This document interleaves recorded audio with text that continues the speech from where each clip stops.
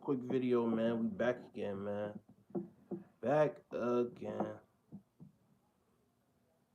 Welcome back, y'all. Welcome back. Let's fire it up, y'all. See what everybody talk about. See what they talking about in these YouTube streets, man. Attorney Smith. Let's see what they talk about in these YouTube streets. They saying Trump about to give drug dealers the death penalty. He just gave the drug dealer the death penalties on death row. So if you out there selling fentanyl and you unaliving people, this really been the penalty. So I don't know why everybody acting so surprised and people trying to stick up for drug dealers when they'll never even stick up for them, won't even lay a finger on anybody for them, but you're sticking up for a drug dealer that don't give a rat's ass about you. Even other drug dealers wouldn't stick up for drug dealers. Like, what are we talking about? I'm talking about real drug dealers. I'm not talking about, and then when I say drug dealers, I'm not talking about a dude on a corner selling the eighth. He's selling people zips and stuff. Like, I'm talking about people that's out here moving keys of fentanyl. Trump knows that, so it really don't even got nothing to do with the black community because, yeah. A lot of y'all dudes, y'all want to be around. Y'all wonder why y'all always get told on because y'all always around a dude that can't wait to tell somebody that he sell drugs and he live off of that and this is his life and man, shut the fuck up, man. That should be, nigga. If you sell drugs, you shouldn't even be pompous about that, nigga. You should be ashamed, nigga. Should nobody know that you sell drugs, nigga? Nobody. For damn sure, not your fucking girl. That's the first person y'all tell all y'all information to, and then wonder why y'all getting told on and snitched on. Cause your girl wouldn't tell the dude that backdoored you, and he motherfucking going to tell the police, and now your dumb ass in jail. And then your girl fucking with the dude that's fucking with the police. That always happen like that. Then y'all niggas say, man, them niggas told on me. The streets is dead. Y'all niggas all say the same shit. Y'all sound stupid. In the black community, let's stop acting clueless. It's 2025. I'm not saying it like how y'all try to say it, like, oh man, that means we should be able to do some weird shit now. No, I'm saying it's 2025. Let's stop the weird shit. Let's stop this street shit. Stop trying to act so oblivious to shit, bro. You're acting oblivious to the shit, bro. CJ Kasino posted a video telling little Ronnie dude, yo, don't go to the car wash, bro. And he might have said it in a way like he was punking little Ronnie. But a lot of y'all have to understand, do I want my life or do I want to look cool? Looking cool is going to cost you your life. Do that make sense to you? Because that don't make sense to me. I'm not about to risk my life to look cool for some niggas. I'm not going to try to prove something to somebody when I got a whole kid out here, bro, that's waiting that's waiting for me to be alive, that's waiting to see me, that's like, bro, y'all niggas be out here trying to prove something to somebody like they matter. Like it matters that somebody said, oh, you can't go here. Like they told you can't be on Earth. Like, boy, we got this big old Earth to us. To us, the Earth is big. We got this big old Earth that we could be on, but you mad because you can't go down such and such raggedy ass hood corner store and car wash. Like, bro, we gotta stop being so oblivious to shit, bro. He told the dude, don't go there. So you want to feel a sense of pride, and even if you went there yesterday, why would you go there today? What if they were setting you up by telling you, oh, don't go there, knowing, oh man, he about to pull up here trying to seem tough and try to feel himself, bro, he about to pull up there right now, watch. We just told him not to come up here, now he about to come up here. Like, what if they told you that to set you up? We got to think more in the black community, man. We got people out here supporting the Democrats. Just they want to say, oh, you supporting Trump. Like, that's a bad thing or something. Nigga, y'all niggas is supporting Democrats. Y'all supporting homosexuals and white people that don't give a fuck about you, trying to boycott the people that's trying to give you money from Doge. You don't even know that, though, because you already said so. You really, a lot of people just supporting the Democrats still because they want to feel like they wasn't wrong. Just because you supporting the Democrats, that don't make you not wrong, my nigga. You're still wrong. You still don't know what the fuck you're talking about.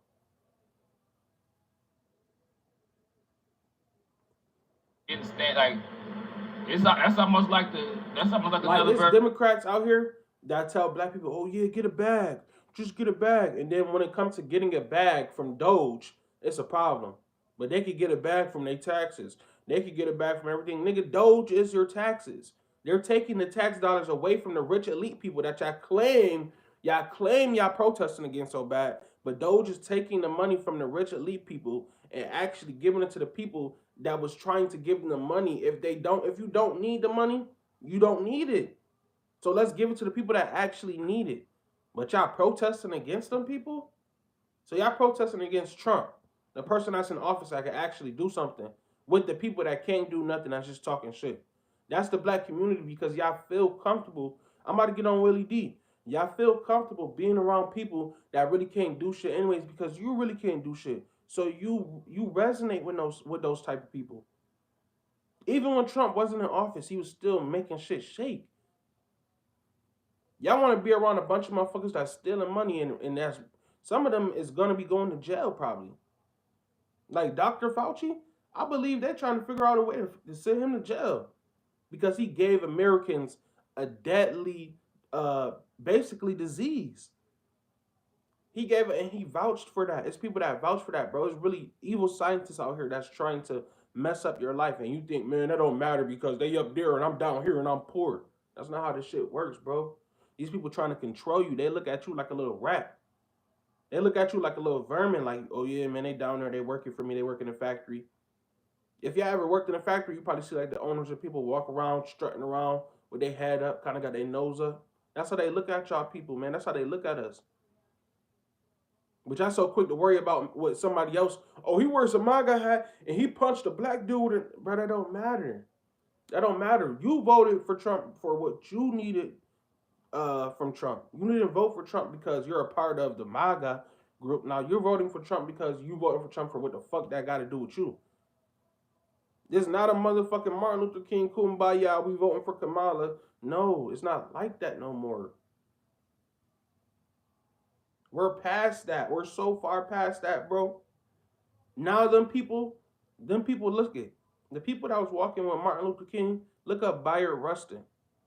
That man had a whole. He was in a relationship. Well, I'm not saying this is wrong or anything for YouTube's sake, but this man was in a relationship with a whole man for years, and he was right in the middle of the Million Man March with Martin Luther King.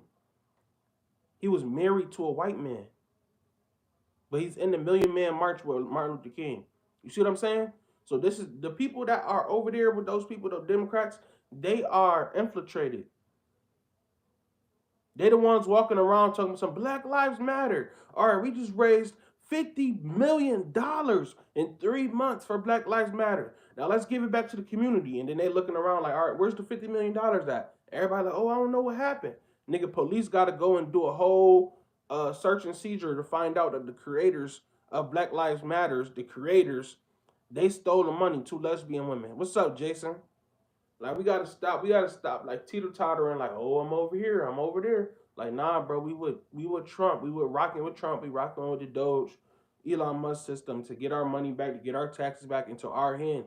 We not rocking with people that's not rocking with us, bro. The Democrats don't rock with us. Even if they got people that around that's pushing a little weak ass agenda, that's acting like they rock with black people, man. Do not rock with black people, bro. If the Democrats really rock with black people, just like everybody else, how they gave everybody else money, they would have gave us some money. They gave every other race and creed money except black Americans. Like y'all gotta understand this shit, bro. Imagine if you get the death penalty for Yeah. paid in full, Frank Lucas, all that. Oh yeah, man. And the thing is, I know how much it brainwash you. Look, black people I brainwashed. know. Black people think they're gonna tell the government what to do. Black people think they're gonna tell the government and these white higher elites. Bro, they've been trying to tell people, yo, if you selling fentanyl, you gonna get the death penalty. But somehow this got something to do with Lil Ray Ray selling weed down the street. This don't got nothing to do with Lil Ray Ray selling weed down the street, bro.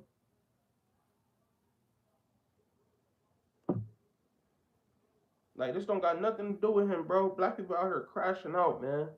It's black people out here crashing out trying to be down. What you trying to be down for, bro? They gonna do you the worst way. They gonna do us the worst way. They gonna do us the worst way. They gonna take Pablo. They gonna take Matthew, who's selling fentanyl and meth. They're gonna take him and they're gonna make sure they get locked up in a cell, safe and sound in the feds. You, they're gonna be beating your ass, beating the fuck out of you. So why you want to be around these people anyway? If I told y'all the truth, a lot of people would be mad at me, bro. A lot of these people that sell drugs and do all this other shit, I'm talking about on a high level, bro. They be weird, bro. They don't like you anyways. They be black people and they don't even like black people because they be killing their own people and they don't give a fuck. How much it brainwash you? You know, Brainwash. and drug dealers be thinking they better than everybody and all that because they pick the lifestyle where you barely got to even really work. Yeah, your life. I'm from the Bay. A lot of the drug dealers end up not even. A lot of the drug dealers ain't here no more. Roll up one, Jay. You ask for the death penalty anyway when you got on the block, especially if you like in a war torn area where they falling over drugs. Like this the thing about drugs. The more money it is, the more they gonna battle for turf. So that's why it be like the more money they making, the more they gonna go to war. So it's gonna stop up the street war. You know, people gonna have to go to school. You know, and earn an honest living, man. You ain't gonna be able to just stand outside. I got it, can't fall. I got it. I got it.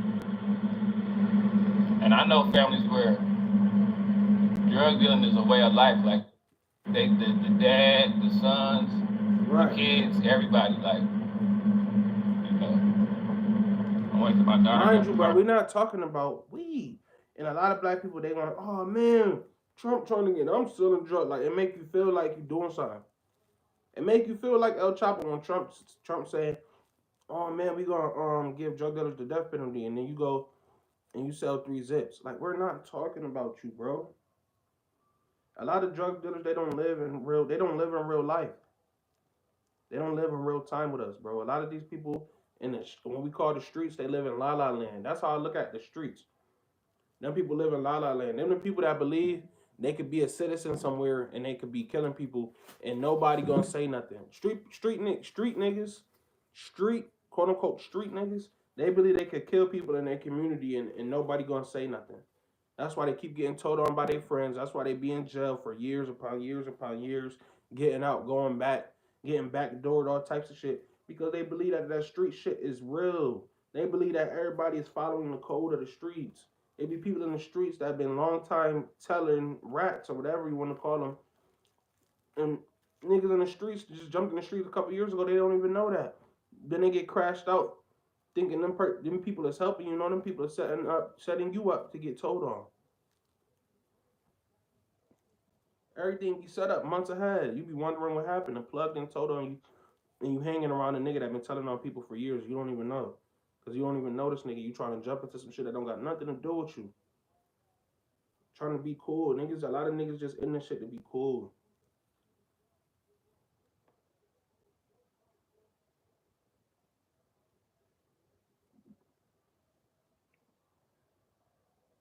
Telling you, bro. A lot of niggas just in this shit to be cool, bro. When it all come down to it, a nigga just in this shit so he could buy some jeans. I know it sound weird. It might sound funny. It might sound like I'm talking down on people and all that other shit. But I don't support bullshit, bro. I don't support bullshit. I don't. This don't got nothing to do with being a cop. This don't got nothing to do with being a rap. This don't got nothing to do with nothing, bro. A lot of y'all niggas support people dying, and then look around and be like, man, I don't support that. Yes, y'all do. Y'all support people dying. Y'all support destruction in y'all communities. Y'all support that shit. Y'all don't want it. Y'all crying. Y'all fighting for it. No. Don't let our communities be fucked up. No. Let our communities be fucked up. We don't. No, don't take the drugs. Give us the drugs. Y'all gonna hear a nigga on a video called Willie D talk about something. Man, we need the drug dealers.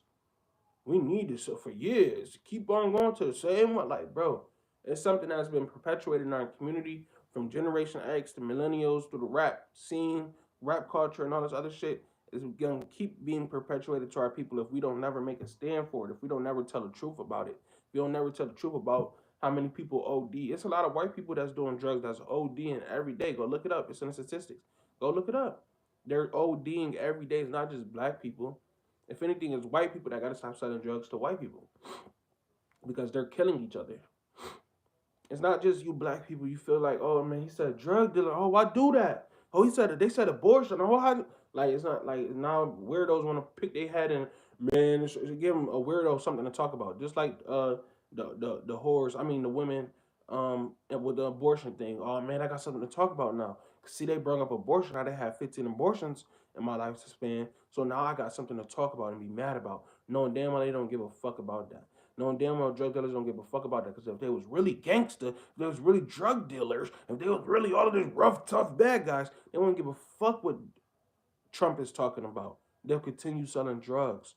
Because if you was already breaking the law, it shouldn't be a problem to continue breaking the law, depending on what the consequence. Oh no, is they giving out what the death penalty? Now you scared and you shaking in your boots. I thought you was a gangster. Gotta go, you know, total war ain't gonna get the death penalty then. It's only fair. Y'all hit the like button, I know I'm saying something. Y'all act like drugs, like alcohol. Alcohol is a drug. Let's get this straight. Alcohol is a drug. It's not a beverage. It's not a spirit. It's not a whatever they call it. It's not a let's have a drink. It's an actual drug. When you pour alcohol in a cup and drink it, you're doing drugs. Okay? You're not drinking. You're not for to smoke a blunt and go out in the car and murder 5 people and not know you did it. All right, then, babe. Good luck on your job. You okay?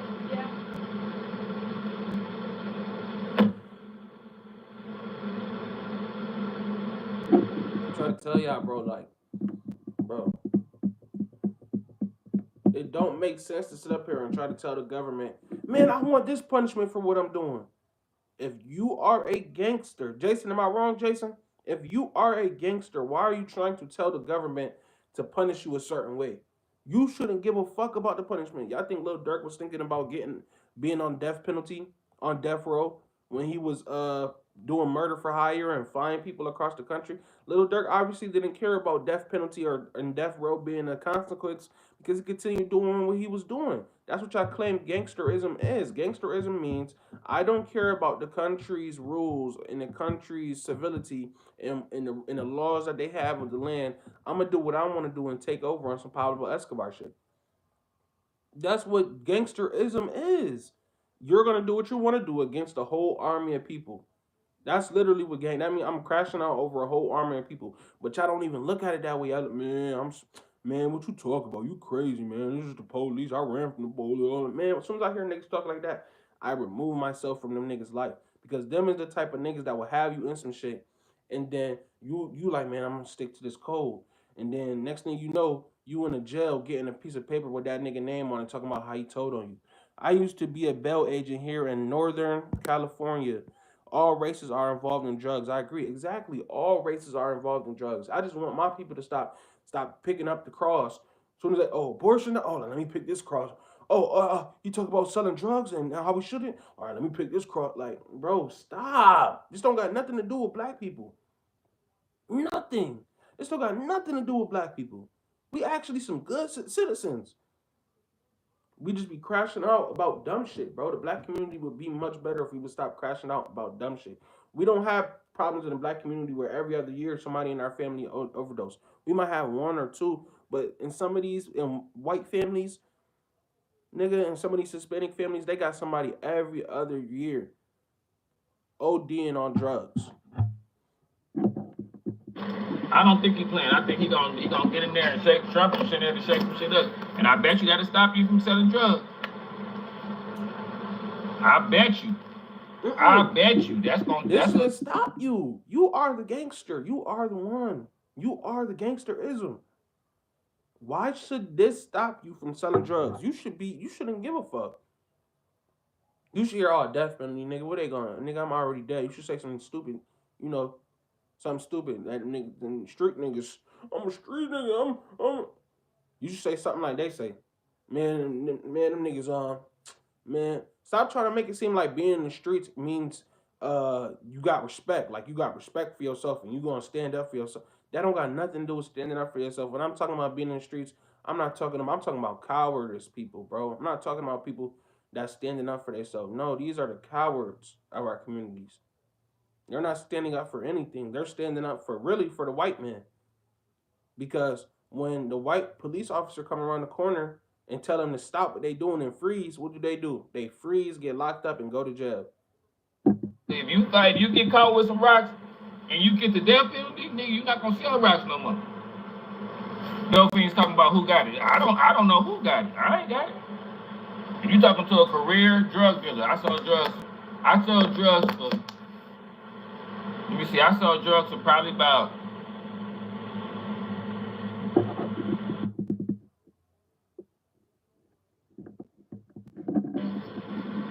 I think a Big Meech Noriega. You know Noriega, the real Noriega. He owe you 100 favors. Trump gonna be like, you know the real Noriega? And that's crazy because Rick Ross, you just was at a banquet with Trump. Rick Ross, you just was at a banquet with Trump. You just was there performing for. Bro, it's fake. So back then, how do you people feel from back then that's still alive, that's not in jail, that was used to listen to Rick Ross? I think I'm Big Meech. Oh, Larry Hoover. I remember my people used to be like, nigga, don't say that. Boy, I'll beat your ass. Boy, you better not have sex. You think you who? That's what my family used to say when I used to sing that song, but I didn't know who Big Meech was. I didn't know who Larry Hoover was at the time. As I grew older to learn who these people was, I'm mad at myself as for a little kid to even sing. If I was myself and I was my dad and I was the little boy this time, my son, I would say I'll do what they was doing to me. I'll get on my son's ass if I hear him come around the corner and talk about he think he Big Meech or Larry Hoover. Nigga, I'll beat my son for saying some shit like that. Pop him right on his head and butt. You think you who? Now I understand why they did that. Because the nigga who's singing the song saying he think he these people, he's with the police. All of y'all rappers that y'all love so bad, they're with the police. They literally enter the show with the police and leave the show with the police. Go all the way into their house with the police. And y'all be like, man, they just the realest one. They the realest one. No, nigga, them and the police sell drugs and they do what the fuck they want to do. Don't y'all know that this drug dealer death penalty shit, it's police officers clutching their pearls like, damn, this nigga Trump. Because they the ones that's really selling drugs. It's some pharmacy workers, some pharmacy doctors or whatever that distribute the prescription drugs that's stealing Percocets and doing all types of shit and selling them. They clutching their pearls like, oh, y'all think it's just niggas in the street? Y'all got life fucked up. Y'all don't really know what's going on, so y'all think niggas in the street is just running the whole world and Bloods and Crips and man, we just run the whole world and like man, that shit is dying out, man. That shit is becoming a phase, a fad that's then came and gone, bro. Nobody gonna care about that shit in 30 years, 20 years.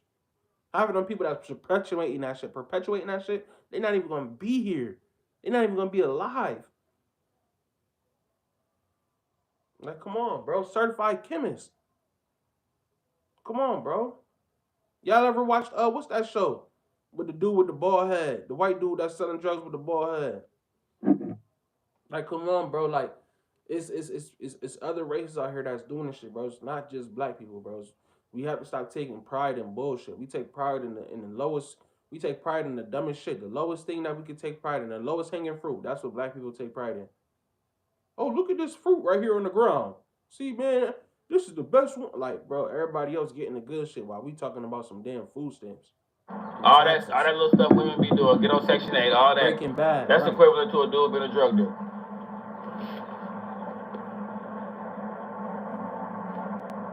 A female is like she don't really need no dude. She don't have to deal with nobody or marry nobody. She can live off the government, so she don't need no dude. She got the government. A dude so busy in the streets, like selling drugs, and it's you know how many groupies come and selling drugs. Like it's groupies that come and selling drugs, like a rapper. If a dude selling hella dope, he ain't gonna wanna have no wife or no family or nothing like. For sure. Niggas just doing this shit to look cool, forgetting the actual consequences there. The consequence not leaving because you look cool and got in the mirrors. It's still there. If I got peas going, I'm have to switch up my address, switch up my cell phones every. I have to switch up my phone every 2 months, switch up my spot like every month. I'm gonna be too busy to even entertain that kind. And guess what? The craziest part is you gonna feel like you're doing everything right. I mean, I switch my phone every week. I do all this other shit. You gonna get caught. You gonna get caught doing that shit. You gonna get caught switching your phone.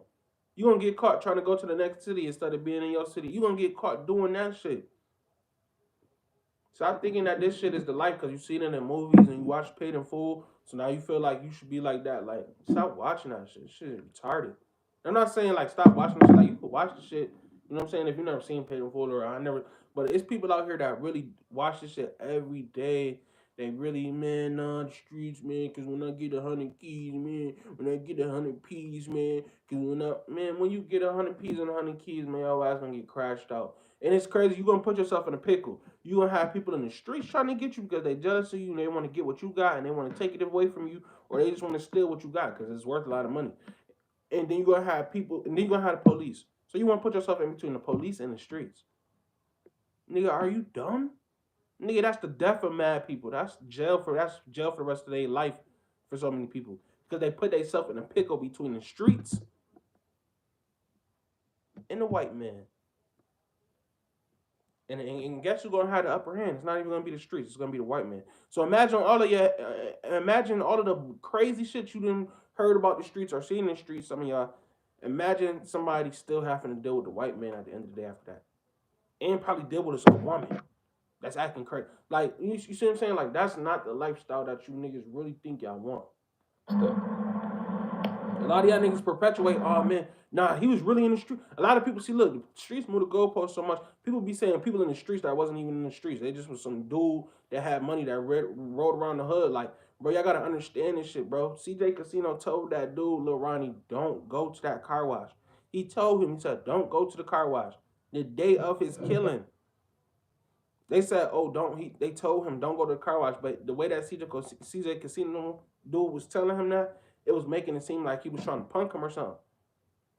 So a lot of people they can't take that, bro. Lose a battle to win a war. Win a battle to win the war. Don't be out here trying to go all out for some people that don't care about you, bro. That's gonna forget you tomorrow. They be talking about you today just to forget you tomorrow. They'll be criticizing you today, trying to have you go do an action. Here you go, trying to go prove them wrong.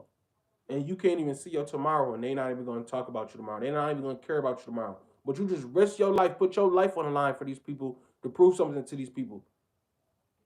Stop trying to prove yourself to people, bro. Don't nobody care. Nobody cares, bro. Nobody cares, bro. A lot of niggas get into that rapper lifestyle. I'm selling keys, doing all this other shit, and then you look at a nigga like Rick Ross.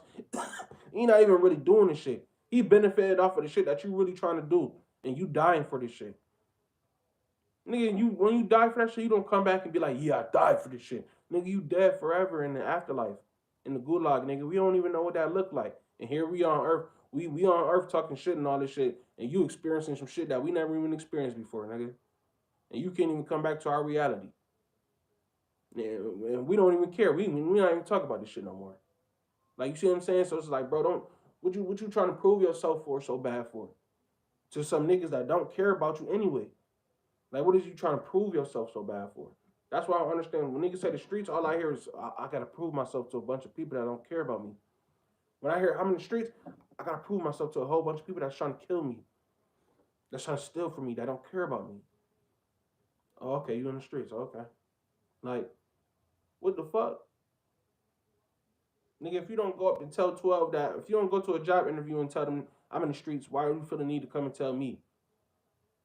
Now I feel like you're trying to disrespect me. Now I feel like you're trying to play me. So now I'm on 10 watching you. And that's not what you want. I'm not one of these niggas that come out here and front my move. Oh, because them be the same niggas that's not going to do nothing, bro. That's really not going to do nothing in real life. That really don't stand for nothing. That really don't got no purpose. You came up and told me, the first thing you told me was you in the streets. Whoop, whoop, whoop. You don't got no purpose in life. You don't actually have nothing going on. And you feel like you need to tell me or some shit as if I'm supposed to give a fuck. I'm supposed to give a fuck that you running from the police. Okay.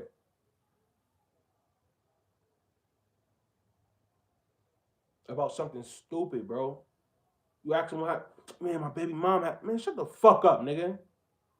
It'll scare 50% of the dope game out of selling drugs. Don't even be a nigga, man. I was locked up with a nigga. He was like, yeah, man, it's my 9th time here in like 3 weeks, bro. This bitch keeps sending me to jail. I'm like, word? I'm like, damn, bro, it's your baby mom. He's like, nah, bro, it's not my baby mom. I don't got kids. I looked at this nigga like this nigga was a dummy. I looked at this nigga and I realized, and I've done this before in my life, looked at people like it was crazy and stupid, like what the fuck is they doing? But I noticed myself sitting here really looking at this nigga like, I really side eye this nigga like, bro, you in here because of bitch that you don't like your girlfriend, like you don't got no kids with her, it's not your wife, it's not you crash out about her all the time. He like, yeah, bro, I just crash out about her because yeah, bro. I'm like, bro, so when you get out of here, don't go back over there. You gonna go over there? You're like, man, no, I gotta go over there because my stuff over there, and bro, like sometimes she let me in. Or something. I'm like, bro, you tripping? This nigga's bugging. There's really people out here that's just in an NPC state of form and mind. They really think, nah, I can't get no job because I was, no. And sometimes it really be like that, but sometimes, most of the time, it's not, bro. You could find a way to do something out here. It's, bro, you would rather be, all right, so you telling me you'd rather be locked up than free? Some people want to be locked up, bro. Some people don't want to be out here. Some people only look for illegal things to do and feel like if they're not doing something illegal, that they a bitch or they a pussy or something because they going to work. Like some people really feel this way, bro. Some people will tell you everything in the world, and at nighttime you don't even know these people be killing people. You don't even know. They be conspiring to kill people, all types of shit. They could be in the morning, they could be with a whole bunch of kids, giving kids money and all types of shit, building schools and singing all my life. All my whole time they got a jet flying over y'all head with people that's ready to go kill somebody else. But y'all don't look at it that way. I don't see it that way. But the people who do see it, guess who do see it? The feds that's always watching us, they're always watching. They always got camera. Yeah, they're always watching us. There's and that and third. I remember niggas used to say, bro. I remember niggas used to say that the little cameras that they start putting in the hood back in the day, and this when I was young, they should say, man, them should say no. Bro, I got older, bro. I met somebody that's got somebody that's in the police force, and they told me them cameras are always on and are always watching. On the street corners, they got like little cameras that'll be up like next to a corner store or something or a light pole. And I remember when they first started doing that back in the days, this was like back in like 2005, bro, 2006. I was a little ass kid. I used to be like, oh, what is that camera? Da, da, da. And people in the hood really used to be like, man, them shit's ain't on. But I learned as I got older that those cameras are always on. Always. 24/7. Watching you in the hood. Literally. So y'all niggas don't be understanding why 12 state troopers are just on your ass as soon as you leave the spot. You bumping music, you not even paying attention. You got your music all the way up. You bumping music, smoking weed, and then next thing you know, as soon as you turn the corner, 13 state troopers is waiting for you, and it's four behind you already. And you like, oh, hold on, what the fuck? Next thing you know, they start turning their lights on, hopping out the car and all this shit because they've been watching you the whole time. They've been watching you the whole time, watching you. So you telling me that you want to be in a pickle between them niggas that could watch you anytime, 24/7, as soon as you step out your house type shit. You want to go against them, and you want to go against the niggas that's just trying to kill you because they jealous of you or want what you got, or really just trying to take from you because what you have is profitable for them at the moment. They don't care about this life shit. They just like you. They on that gangsterism shit. They don't care about nothing. They gonna fight a whole army of people and on some 300 shit and die in a blaze of glory, right? Because that's what you want. You want to die in a blaze of glory, like that's a movie or something. Like you gonna have it, like you gonna respond on GTA, like, oh, that was crazy. Let me get back to this street. Like, nah, my nigga, that was crazy, and this is the end. You gotta think differently, move differently for your life. You gotta cherish your life, bro. Really cherish your life. Everybody don't. It don't matter if somebody make it seem like, man, they should never did that shit. Nigga, it's already done. So somebody saying, man, they should never did that shit. That's like that kind of don't mean nothing, right? I don't want nobody sitting up here saying, man, they should never did that shit. Like, nah, I kind of should have got out the way and should have made sure that shit never happened. You know what I'm saying? Put myself in the best situation to make sure that never happened. Put myself in a situation where I could be protected. Put myself in a position where I could protect myself. Put myself in a position where I'm out the way. I'm not even near. Like, not, oh man, I got people saying, like, what the fuck? What are you yearning for the position and be in a position where you looking from heaven or looking from hell and be like, look, they saying that should have never happened. Look, they saying I was a real nigga. Like, you want to be the nigga in jail for the rest of his life and being like, yeah, They just wrote me and said I'm a real nigga. Like, nigga, what? I'm in jail. I'm gonna be tight. I'm in jail. Probably not. Like, I'm not even gonna tell you that, bro. I'm not trying. Ain't nobody trying to be in jail for 40 years. Y'all see what Aaron Hernandez did? Anybody know the story of Aaron Hernandez? Aaron Hernandez that played in the NFL and everything. Nigga was in the NFL. Nigga, what you still trying to? What are you doing? Like, what are you even doing this for? Why are you trying to terrorize people, bro? You're in the NFL. So you're telling me you play NFL in the morning, and at nighttime you're terrorizing people? Yes, yes. It's really people out here like this, bro. They can't. They mind that it don't be there in their mind like the lights flashing in your mind, the electrons or whatever in your brain, like it don't be flashing for them. Like they really be sitting here on some slow mo. Hey, it ain't even funny. But let one of your little partners get a death penalty for having like a zip on him or something like they about to give me the death penalty. What you have on you? I had a zip. Bro, that's not gonna happen. It's so funny to think of it like that because everybody know that's not gonna happen, bro. And weed is becoming legal in certain places. Tight end from Florida and New England Patriots. So you telling me you go in the morning, you play football. In the morning, he play football, Jason, for millions of dollars. But then at nighttime, he terrorizing people for an image.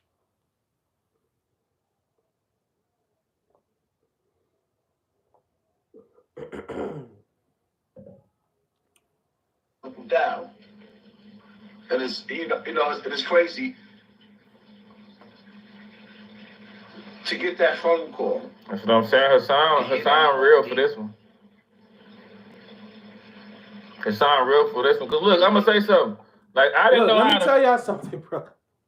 Cause it's so funny, bro. People just be baiting, race baiting, bro. YouTube is like for Generation X, for Generation Millennials, for even for I wouldn't say Gen Z, because Gen Z Black YouTubers they make a bunch of corn. Like a lot of Gen Z Black YouTubers, they don't know what's going on. They not like me. I'm Gen Z, but I know what the fuck going on.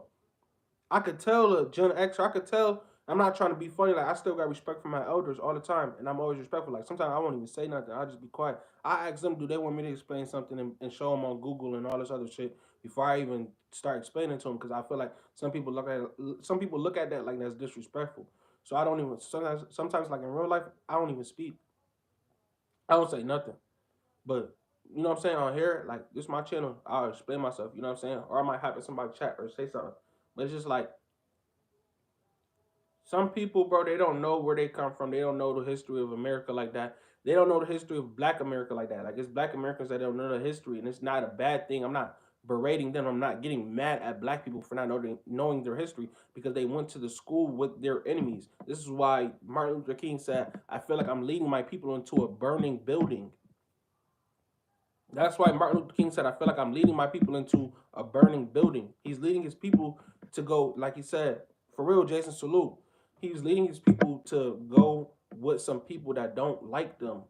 So why would they teach us the truth of our history in school? So you have to do the extra work if you know. It's like if you know type of thing. If you don't know, and you're not gonna teach your child. So it's a bunch of Black people walking around right now that really don't know what's going on.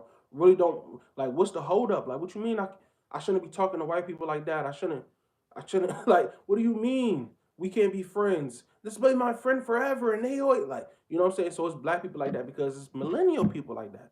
Shit, it's some Gen Xers that's like that. And you know what I'm saying? I'm not saying like, and as soon as white people hear that, they get mad. Like, what you mean you don't like us? You don't like us, bro? That's racist. Like, nah, bro. That's not what it is. The point is, like, I don't walk into a Chinese store, and in some situations they might have a black person or one or two black people working, but I don't walk into a Chinese store and go like, man, y'all gotta hire me. If y'all don't hire me, it's a problem. I'm calling up the DEI police.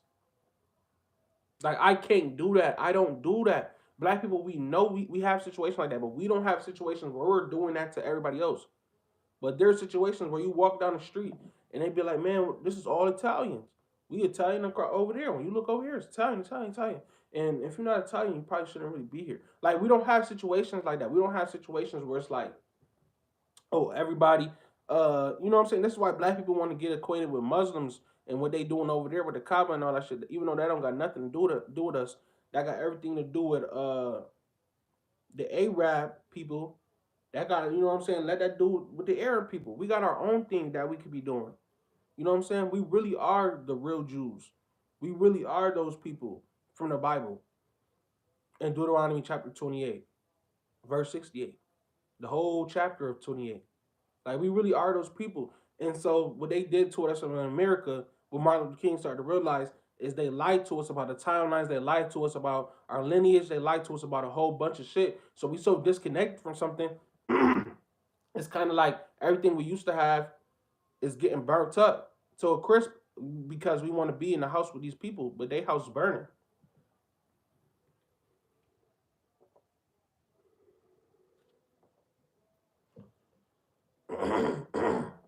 So we want to be next to some people that's really that's not doing anything. But look what the Ukrainians over there doing. Them Ukrainians are living in America.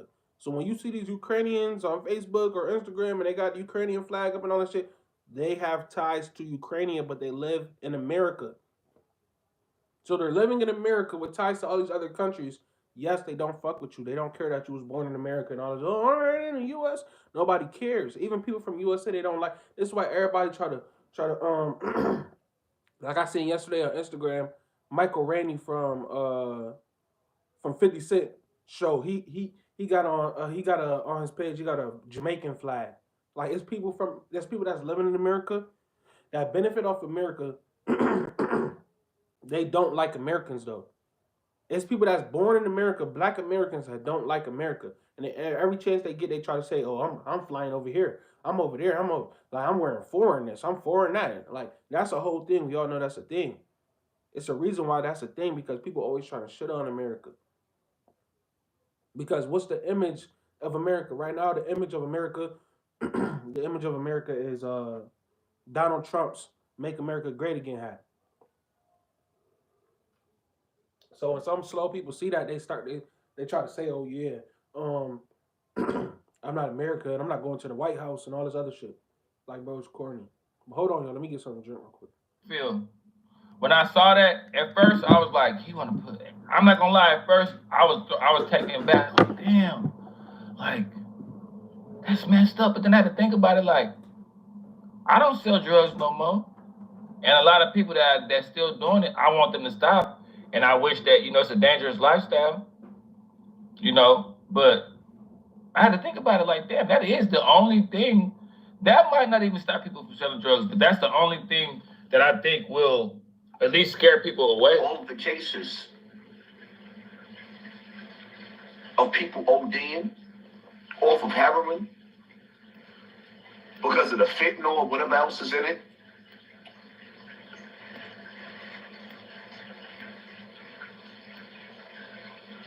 Never in my life have I seen so many people dying of drug abuse. Maybe it's because of I ain't never seen this neither. Maybe it's because of the increase of fentanyl.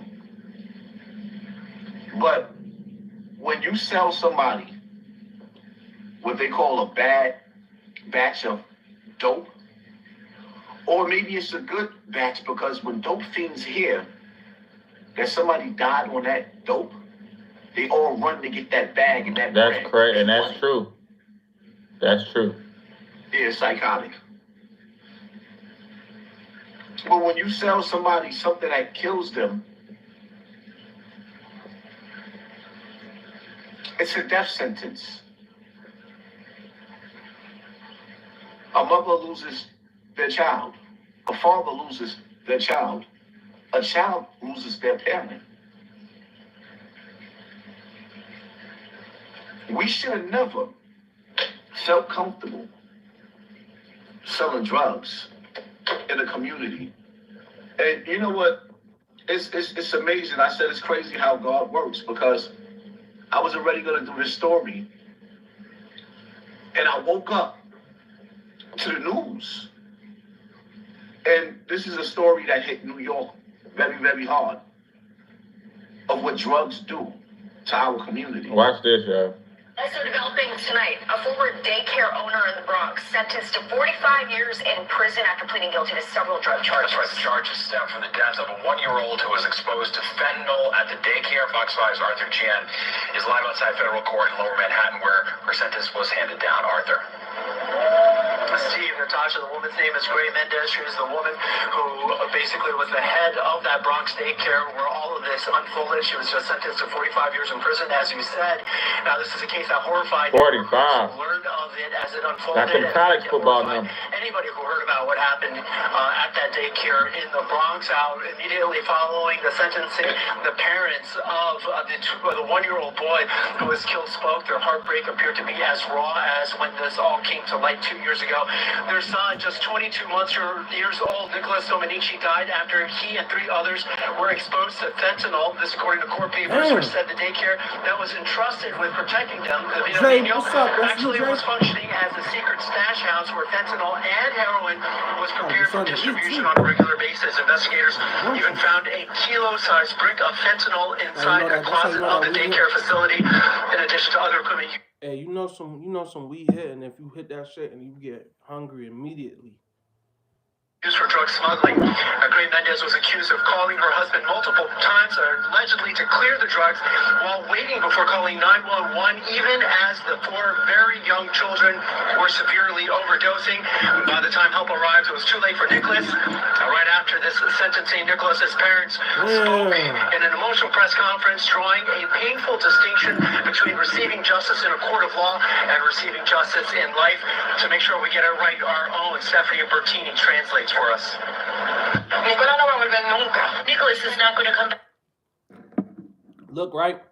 I just seen a video of a police officer overdosing on fentanyl. He tried to do that. He thought it was meth. He tried to do it. Like, he tried to do it, and he started overdosing on it. So just because you're a police officer, or just because you're the person that's ICE or somebody that don't, you know what I'm saying?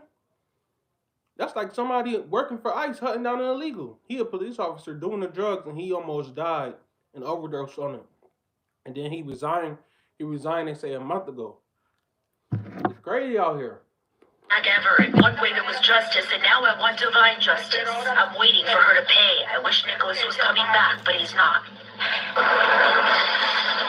Separately, Mendez's husband has already been sentenced also to 45 years in federal prison in connection with this case. One would hope that this allows Nicholas's family to start a new chapter, but hearing the pain in their voices today, it's hard to imagine that starting anytime soon. We're live at the federal courthouse in Lower Manhattan. Arthur Gian, Fox 5 News, Steve, Natasha. That's so terrible. All right, thanks, Arthur.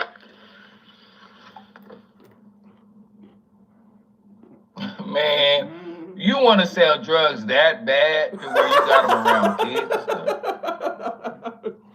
Man, hold on, man. I'm ain't laughing at you niggas, but you niggas act like y'all can't go get a job somewhere, man. You niggas so dramatic. You niggas act just like these bitches, man. Time soon. We're live at the federal courthouse in Lower Manhattan. Arthur Gian, Fox 5 News, Steve, Natasha. That's so terrible. All right, thanks, Arthur. Man, you want to sell drugs that bad to where you got them around kids and stuff? Like, you want to be in the game that bad, bro. You want to, Night Vision, what up? What up? You want to be in the game that bad. Night Vision.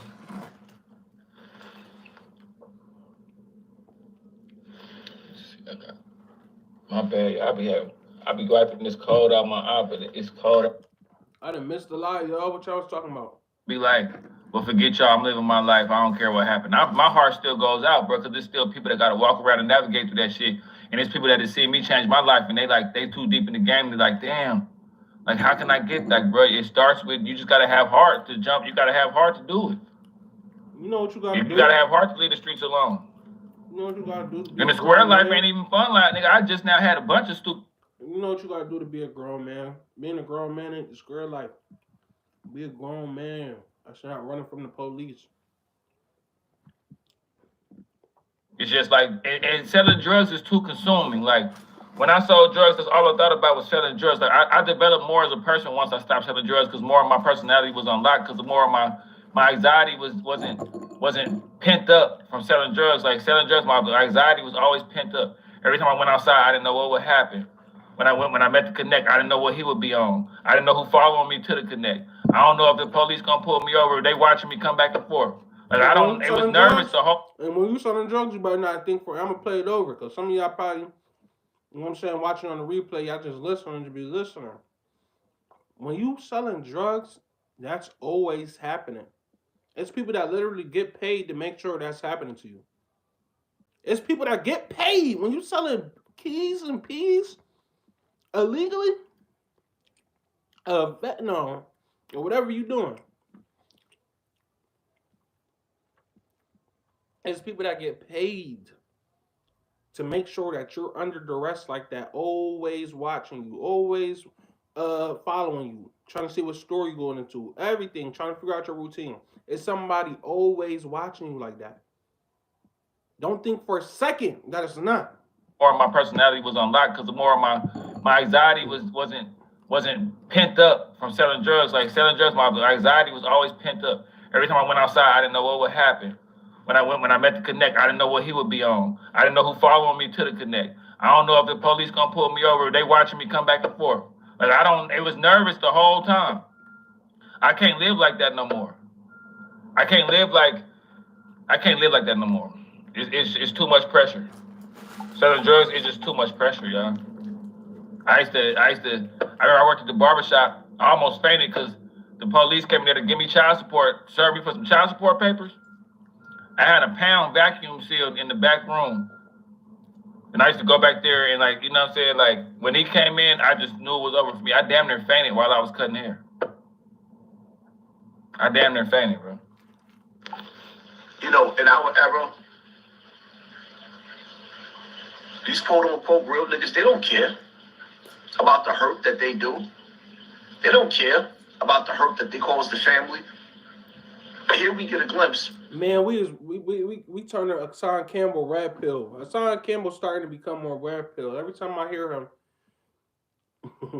and I'm not even trying to say, oh, I'm red pill and all this, but I know that a dummy that probably hear my podcast, I don't know nothing, Jason. A dummy that probably hear my podcast and be like, yeah, there's a red pill that I do. Like, you know what I'm saying? So, I don't say like, oh, I'm red pill. Because I don't even look at it. I'm just real shit. You know what I'm saying? But lately, Hassan Campbell been starting to make more and more sense. He been starting to make more and more sense. Like, I see he kind of he kind of backed away from that immigration shit because he's starting to see how motherfuckers treating it and they're taking it as a joke anyway. They don't really give a fuck. It's just a distraction. This shit, a lot of this should be a distraction, bro. Of a family of a mother that was robbed of her child, took a child to the daycare. But I guess they thought they was Tasha from Power, playing the role of Ghost. How the drugs, fentanyl, in the daycare, the baby's eating it, the baby passes away. Come and on. the court says guilty. 45 years. See in the hood? Come on, so how do you really, you should be ashamed to be perpetuating this shit. You should be ashamed to be on a rap song talking about something you moving peas and all this other shit. Like, you should be ashamed, my nigga. It's little kids passing out from this shit. It's not the crack era when you get addicted and you scratch on your neck. Oh, I need some crack. No, you touch this shit. Nigga, you sniff this shit. Nigga, this shit get in your pores. You passing away. Little babies is getting into this shit and passing away. Little kids is getting you know what I'm saying? Little kids is getting sent up to the Most High from a bullet, man. It's not a joke. It's not something that is funny. It's not something to keep on perpetuating. It's not something to keep on being like, man, this is what we doing, man. Like, everybody should be on this shit that Tariq Nasheed talking about. I'm not saying Tariq Nasheed the leader. I'm not saying this shit. I'm just saying, like, we should all be black first. Black Americans first. Black American. You was born in America. Your family was slaves type shit. Like, or you got this, either one of your mom or your dad's side. It don't matter. Or both. For me, it was both. And you could tell the ones that's both because a lot of us be darker skin. And some it's not that black and white. It really is that black and white, but I'm sorry that you want to be a fantasy land and you want it to be 32 genders and all this shit, but it's not like that. And then you got people like Willie D, what we're gonna have coming up in a minute that we're gonna be reviewing from my guy Joshy Jim God podcast that he reacting to. We're gonna react to his video. he's perpetuating his Democrat shit, bro. These Democrats don't give a fuck about us. They're the ones talking about it's 32 genders and this and that and the third. Black people, we last on the list every time, baby. Literally, statistically, look it up. DEI statistics. Where are Black Americans on DEI statistics? You're gonna see white people first, and then you're gonna see Black people all the way at the bottom of the list. It's gonna say Black American. It's not even gonna say Black men. And then where do you think Black men at? We not even on the goddamn list. When our parents go through this and they OD, we don't get a chance most of the time to get justice. For some of us, like me, with my father, I can't really get justice for what dudes did to him. But real talk, man. in today's time, I'm just keeping it all the way funky. That shit was Drugs crazy. is something that should have never been accepted in the Black community. How Drugs did is that something become that should cool? have never been accepted in the Black community. And now that we are getting fair warning, because I don't want to see none of my brothers that used to sell dope die in today's time. They did their time. A lot of my brothers did their time. They're coming home from jail. Some of them still in jail. They doing their time. But today, in today's time, Trump is giving us fair warning. This don't got nothing to do with weed, man. So I don't want to see no idiot or hear no idiot talking about some man with weed, you drugging, Trump, and this don't got shit to do with weed. So if you selling weed, shut the fuck up. Giving y'all a warning. Warning. And personally, I don't care if he start with the higher ups or the ones at the bottom. Started from the bottom, now we here. You know the ones that started from the bottom and their goal is to reach the level of Big Meech. You gotta understand something. In order to reach the level of Big Meech, the nigga that everybody's talking about all over the internet, on one side calling him a rat, on the other We side. talking about this all day today, y'all. I think I'm gonna bring this one back later on. We're gonna talk about this all day today. Part You already two. know my slogan. Part two coming there at 5 o'clock, 6 o'clock, 7 o'clock. Part I'm two. not cool with the fact that the young boys in the hood is bodying each other. They playing laser tag with each other. They airing each other out in the hood. And you know why they airing each other out? Now let me take this jacket off. You know why they airing each other out in the hood? Uh-oh. Because hurt people. And them young dudes that's in the jail, and them young dudes that's out in the street that's hurting. You know what it's like to be raised by a crackhead? You know what it's like to be raised by a father or a mother that's... They be hurting, because look, I used to be like this. When I used to be on the street in the streets, and dudes would want to do what I'm doing or get down with what I'm doing, I used to literally be looking them in their eyes and be like, you're not hurt enough. You're not broken enough. You like too close to being a regular person. You too close to your government name. You still hug your mom every morning, don't you? Like you still get up and pray and everything. Like you still got hopes and dreams, huh? You can't be with me, bro. Because I don't want you to get jammed up and turn back into a regular person. I don't want niggas to put a gun in your back and you turn back into a square. I don't want the police to put pressure on you, you turn back into a square. I don't want to get a female that you like and everything, and you got a crush on her, so you done backdog me because... Let me tell y'all something, man. It always happens like that.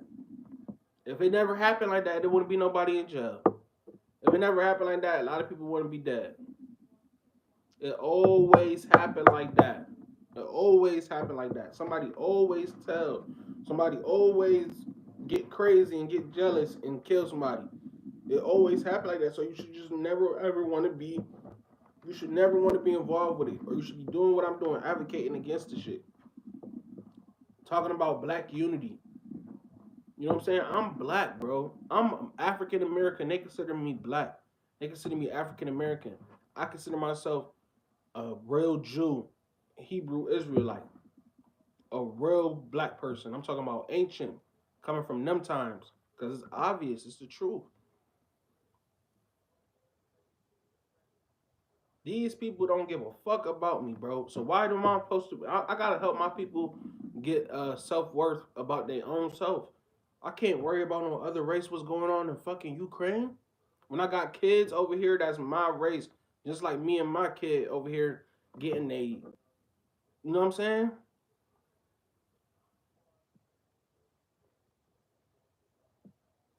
Our own people taking each other out, like just the hatred for their own people. Like, it shouldn't be no reason that kids is dying like this, bro.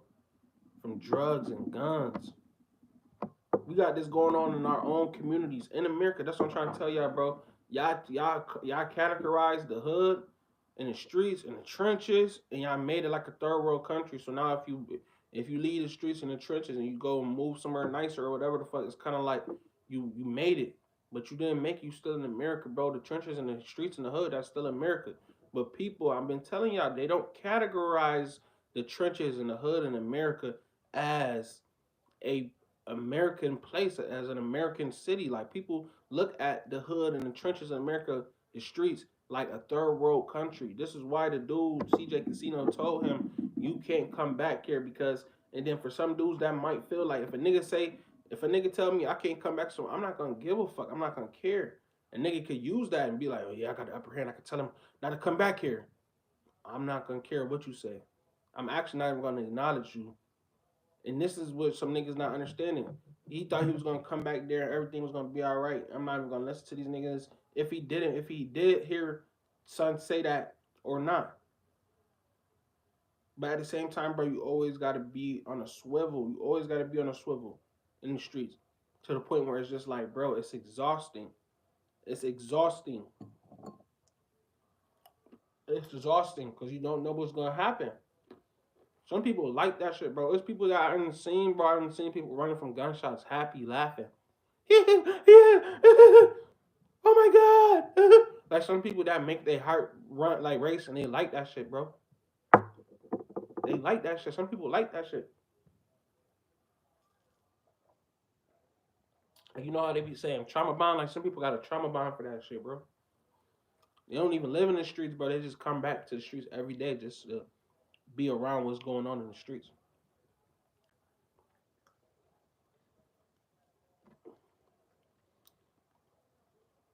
If I'm lying, I'm flying, bro. There's people that's really like that, bro. You don't have to be in the streets, man. Even if you live in the streets, you don't have to be involved in the streets. You might have to go in your house and lock yourself up every day so you don't have to be outside if it's really that bad. It's really like on your front porch type shit. But at the same time, bro, there's so much shit out here that you could be focusing on, bro. If you're really in the streets and you in high school or something like that, bro, you should be really trying to focus on going to college. That's your escape ticket. You should be trying to focus every day on going to college, but don't make it a big deal and be like, "Oh, I'm going telling everybody," because when there's a lot of crabs in the bucket, you know there's crabs in the bucket. You feel me? And that's what it is. The streets is crabs in the bucket. Anybody that tell you any different, they lying. They lying to you. They lying to you. It really is, Ricky. It really is like that. That's really an aspect. You know what I'm saying? You don't gotta be into the drug shit and all this other shit. You could just be a regular person trying to live your life, and people be hating on you. So don't make it easy for somebody to be hating on you. Don't make yourself a target in the streets. Don't be the dude that's always arguing back and forth with niggas on the internet. Don't be the dude that's always trying to tell niggas, "Oh, I'm up over here, nigga, come see me, nigga. I'm right here. I just dropped my location." Don't be that nigga, bro. What if you tell a nigga where you at and where you standing at? You standing out there in the street, posted up in your car, whatever the fucking nigga, send some police over there. And all y'all niggas be arguing with these niggas all the time. Y'all be, and next thing you know, the police be following y'all, pulling y'all over, and all types of shit. Special agents and all types of shit. Y'all wondering, oh, what the fuck going on? I got chills and shit. Watching y'all, you know what I'm saying? Always turn around, watching y'all back and shit, looking crazy and shit.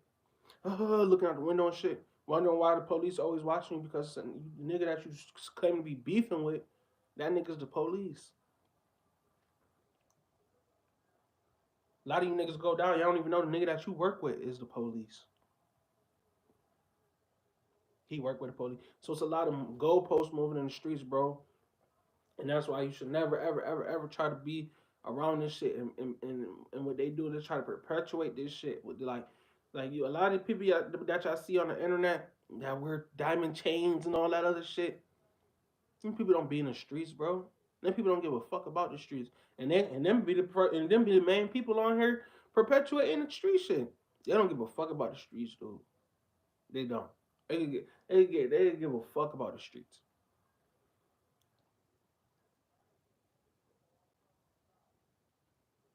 They don't.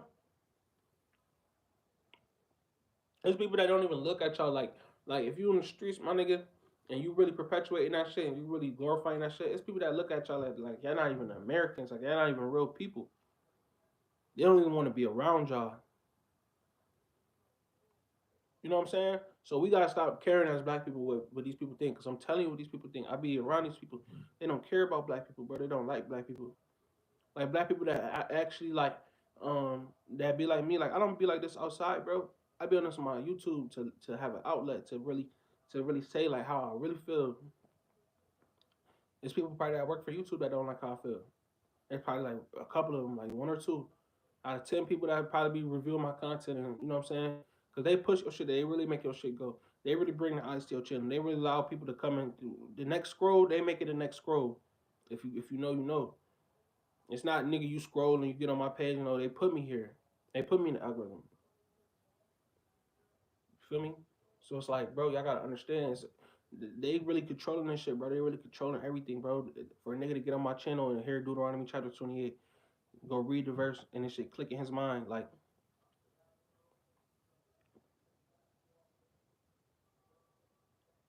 In some Bibles, in some places, they don't even read that verse. In some churches, they tell them they're not allowed to read that verse. They shouldn't read that verse. Like it's controversial verses and all this other shit, bro. Cause they didn't really read this shit down. They really seeing who he is. We is the ones that was brought over here on ships. Thank the Lord that they said that and he put it in the Bible so they could really have our history. Our history has been lied to us about. So there's a lot of people in Black America society that don't care. Like Gen Z, Black Americans, they don't know. A lot of them don't know who they are. They don't care to know who they are. By the time they don't even. A lot of them telling you the truth. You know what I'm saying? I'm telling you the truth, man. And it's sad, dog. It's sad. Like it's like zombies. It's like zombies. This is what the Democrats have done, bro. This is what the Democrats have done because they've been in office. They've been in office for a detrimental part in time with Gen Z life,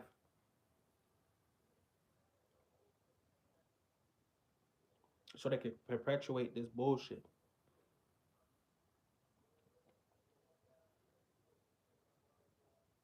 That shit not cool, bro. It's not okay to sell drugs and unalive people, innocent people, and children and all that shit. That shit is not cool. That shit is not it. It's not it, bro. It'll never be it. I don't care who told you what, or man, I made this. Like, bro, it's not it, bro. It's just not it. You can't even live your life. You can't even live your life. You can't even live your life. And everything you got ain't really yours. Once they seize all that shit, it's theirs. What you think they doing with it? So it's just like, bro,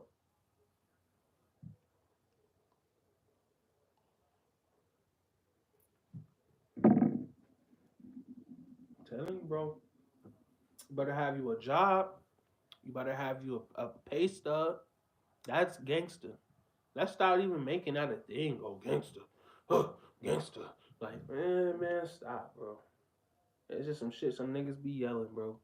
It's just a word that some niggas be yelling out. Some people really no. This is the word that means everything in my life. This is my Bible. This is my Quran. Gangsterism. Like, shut the fuck up, nigga. So you didn't backdog me because you got them. You a sucker like on the inside. I Shut want the I fuck want up, my broken. nigga. Shut the fuck up, my nigga. Go actually be somebody, bro. Go actually be somebody. And then when niggas even become somebody, niggas still be worried about this shit. Then niggas be in a cell wanting to unalive themselves. Because they're like, damn, I gotta be here for the rest of my life. I was an NFL player. I was an NFL player, but I wanted to perpetuate gangsterism and act like I was crazy. And now I'm really in a jail cell. Now I'm really in a jail cell. This is the type of shit that niggas be doing, bro. You don't have to do that shit. You don't have to. A lot of the shit that these niggas be glorifying, bro, it just be them basically writing on their forehead, I'm done. Just because you wrote on your forehead, I'm done, don't mean we gonna be scared of you or we gonna stand down or all this other shit. Like, nah, bro. You just wrote, I'm done on my forehead. That don't mean that you gonna not suffer the consequences just because you claim that you was a gangsterism ass nigga and you sold drugs and unalive people. That don't mean that you're not gonna get the consequences for it. That just mean that you wrote, I'm dumb on my forehead. Like I want to look in your eyes and see nothing but go. I want to look in your eyes and see nothing but dark energy. I don't want you to have no hope. I got hope. It's in the back of my mind, but I want you to be lost like I am. Like Like, bro, if you're not as lost as I am, you don't need to be out here with me, bro. like, bro, it's really females out here, bro, that got hypergamy and they want a nigga that sell drugs and all this other shit, but them niggas don't even sell drugs. Them niggas be fucking they bag up. Them niggas don't got no money. Them niggas be buying drugs to buy drugs. Again, they don't even got no money. So Trump not even really looking for them, but he looking for the people that they buy from. So it's just like, bro, just to be out here saying, come on now, bro, it's 2025. Really to be out here saying you selling drugs or some shit like that, like you're selling crack or something, you really sound absolutely stupid, bro. Like if you out here really out here talking about I'm selling drugs, like you really kind of sound a little bit like you don't really sound like you all there. Like honestly, bro, honestly, if that's what you invest into, like it's YouTubers out here, bro. I'm looking at YouTubers, DDG Live, 427K views in 1 month. You think that nigga worried about drugs, bro? Selling drugs? Like at a rate like that, like for no reason. Like you just got a whole bunch of keys. Like I'm looking at Cameron. He paid Rico in that movie, bro. He's a movie actor. He's a rapper. You think that nigga cares about selling drugs? 308K views in 1 day. You think that nigga care about selling drugs? But you niggas out here perpetuating this shit, man. I gotta care about selling drugs and then man, niggas think I'm about to be outside killing people selling drugs all day. Then I'm gonna come home and be with my girl and play the video game. Like you niggas, a lot of you niggas got mushy brains because y'all was raised by women and then y'all be around these women all the time. Y'all start acting like them. Y'all start growing your hair out down your back and all this other weirdo shit. Like, you know what I'm saying?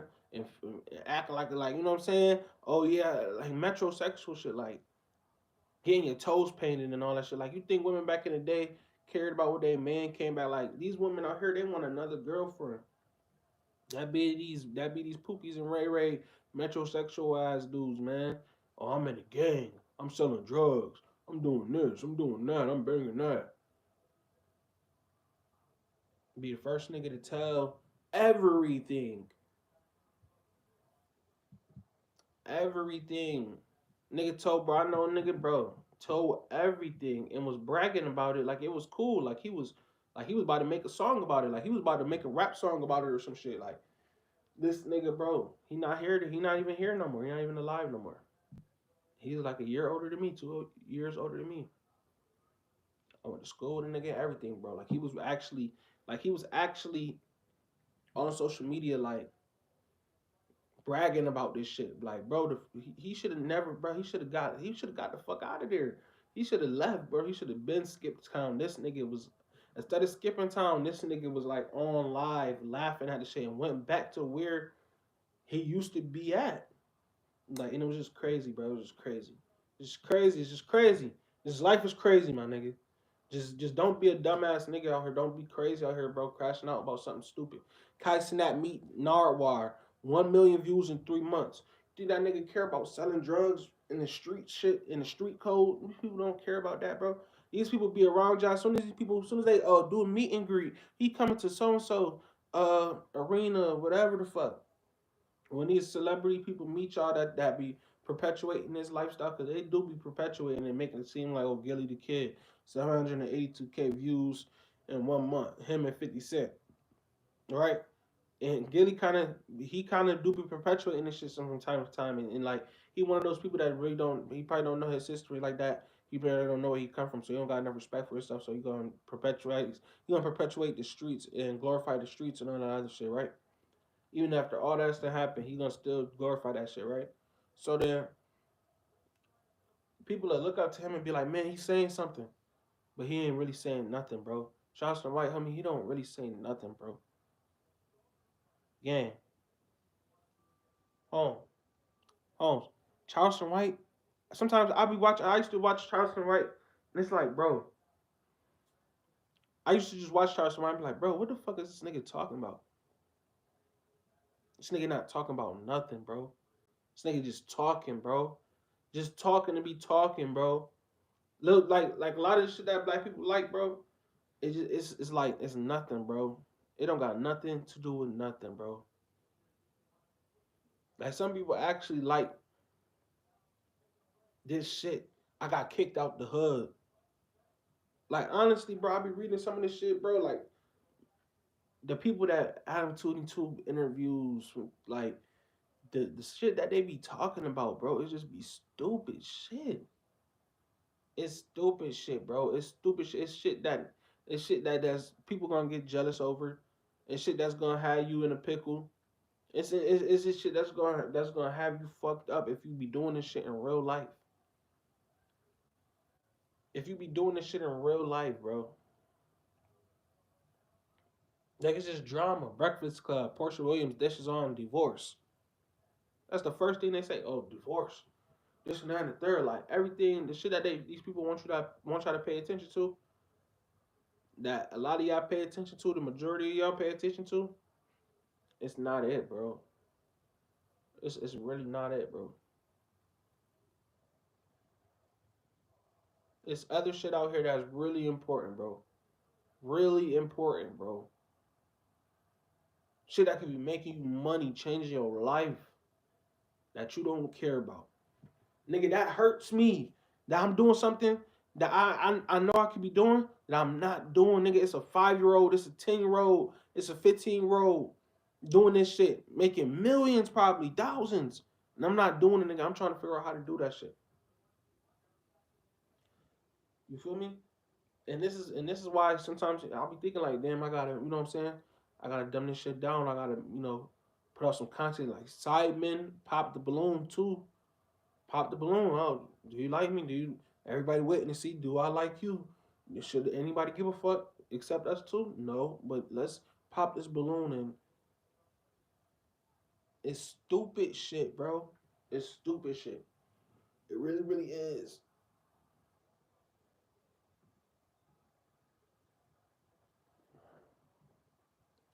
It's really the goofiest shit ever, bro. Like I understand why in some countries they don't even allow some people to speak, not to speak. You need to go save your life. You need to go to church. You need to go hug your mama. You need to go get a job. Because if niggas is and that's the thing, I just use my heart in the wrong way. Cause I know killers that'll tell before I would tell. So that was just my mentality. Like, bro, you not broken enough, bro. You still got hopes and dreams. Like this is I'm 10 toes down in this. This all I know, this all I really wanna know. So it's different. You gotta be broken to a certain degree. I'm not like that no more. Stay on your square, unlearn, relearn, man. This is a cluster. Man, you already know, bro. You know how I feel to have a job and work all day, Man, and make $125 for working all day. man, When I used to be the middleman and I could put together a play where I could make $125 in like 30 minutes. man. Do you know how tempting it is to get a bundle? I done been through situations where women act funny with me and turn their back on me behind financial situations and shit like that. Like I done been through some crazy stuff, bro. Like, so you know how, it's selling drugs is addictive. Like people don't talk about how selling drugs is addictive, bro. It's addictive. Selling drugs is addictive. Like when I used to bag up, it was addictive. Like that was the most funnest part. Like getting the drugs, sprinkling them all out on the table, sectioning them all up. I eyeball some of them. Some of them, you know what I'm saying, I put it on a scale. You know what I'm saying? Some of them, I used to be into that stuff. When I used to cook it up, you know what I'm saying, just getting the Pyrex jar, getting the bacon, just all the shit. Like all that shit was addictive, bro. I used to get there and sit there with it and just look at it. Like I look at everything, all my pieces and everything. Okay, I got this over there, I got that, and I just sit back and look at it for before it's gone. I would like to look at it. Like it's addictive. It's addictive for my niggas to say, hey man, I got these going for the 550, but I know your people usually be getting them for 6, so go ahead and tax them and send them to me. And I got 3 people that didn't hit me. My partner got them for 550. They usually get them for me for 700. And I got 3 people that didn't call me like it's for me. And I can go to my partner and make 3 plays and make 150 3 times. Yeah, I'm gonna have to hold it. Yeah, I'm gonna have to ride with it. But I can make $450 in like 2 hours, and I don't even have to touch it. Just knowing the people. Let me tell y'all something, man. The drug game is gone. Y'all know what's next? Sports betting. Everybody gonna be on sports betting in the next 10 years. Like white on rice, like how drugs was back in the day. The house, they're getting crazy money. That's why every time you turn the channel, Vegas in the house, they got a new commercial on. Prize Pick, FanDuel, Prize Picks, FanDuel. Every commercial. As soon as you try to change the channel, go to the next video. Prize Pick, fans be that Prize Picks, Joe Budden and Drewski commercial, nigga. Every commercial. It's next. It's next up. You want to make some money? You want to make $4.50 an hour, nigga? Talking about $4.50 an hour. You want to make $4.50 an hour for $20? Then you want to make 4,500, nigga, in an hour? Like that's an addictive lifestyle, bro. You know who got it? Yeah, I know who got it. My partner got it. Okay, let me get in the car with you real quick. Let's ride over there. I'm texting my partner. How much they going for? They going for 700. Or let's just be small. They going for 100. They going for 100. I done read the text. I done turned around and told dude, hey, they going for 150. Oh, 150. That's kind of still. I mean, it's cool. You want it or not, bro? I can get out the car. I got other shit. Okay, come on.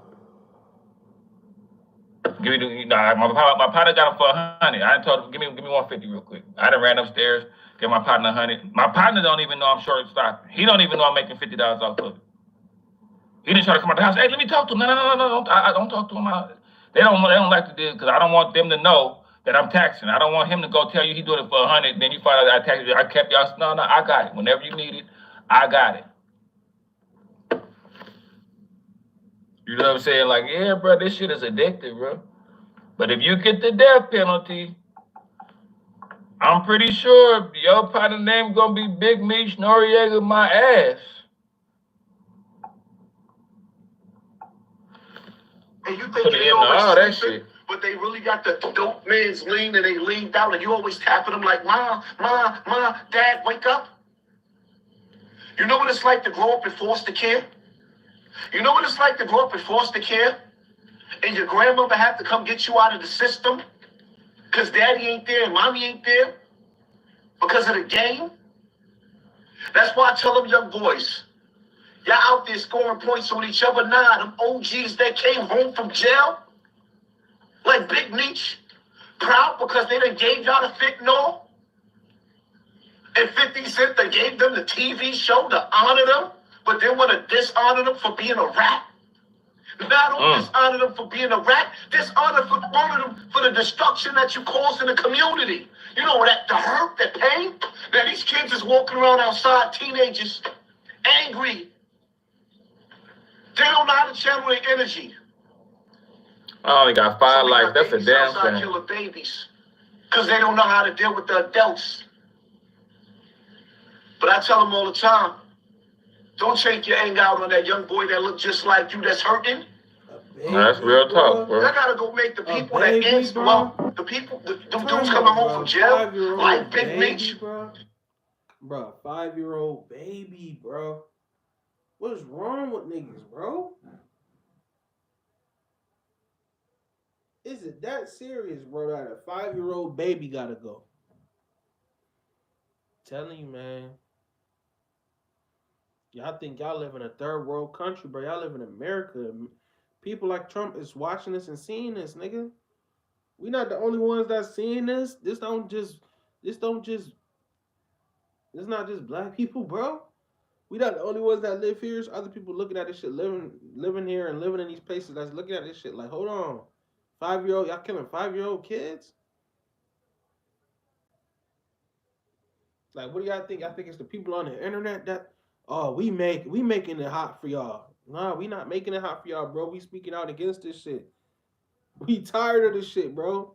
We don't want to see no 5-year-old people posting a 5-year-old talking about something. Yeah, they was in the car when they started. Like, what? What are you talking about?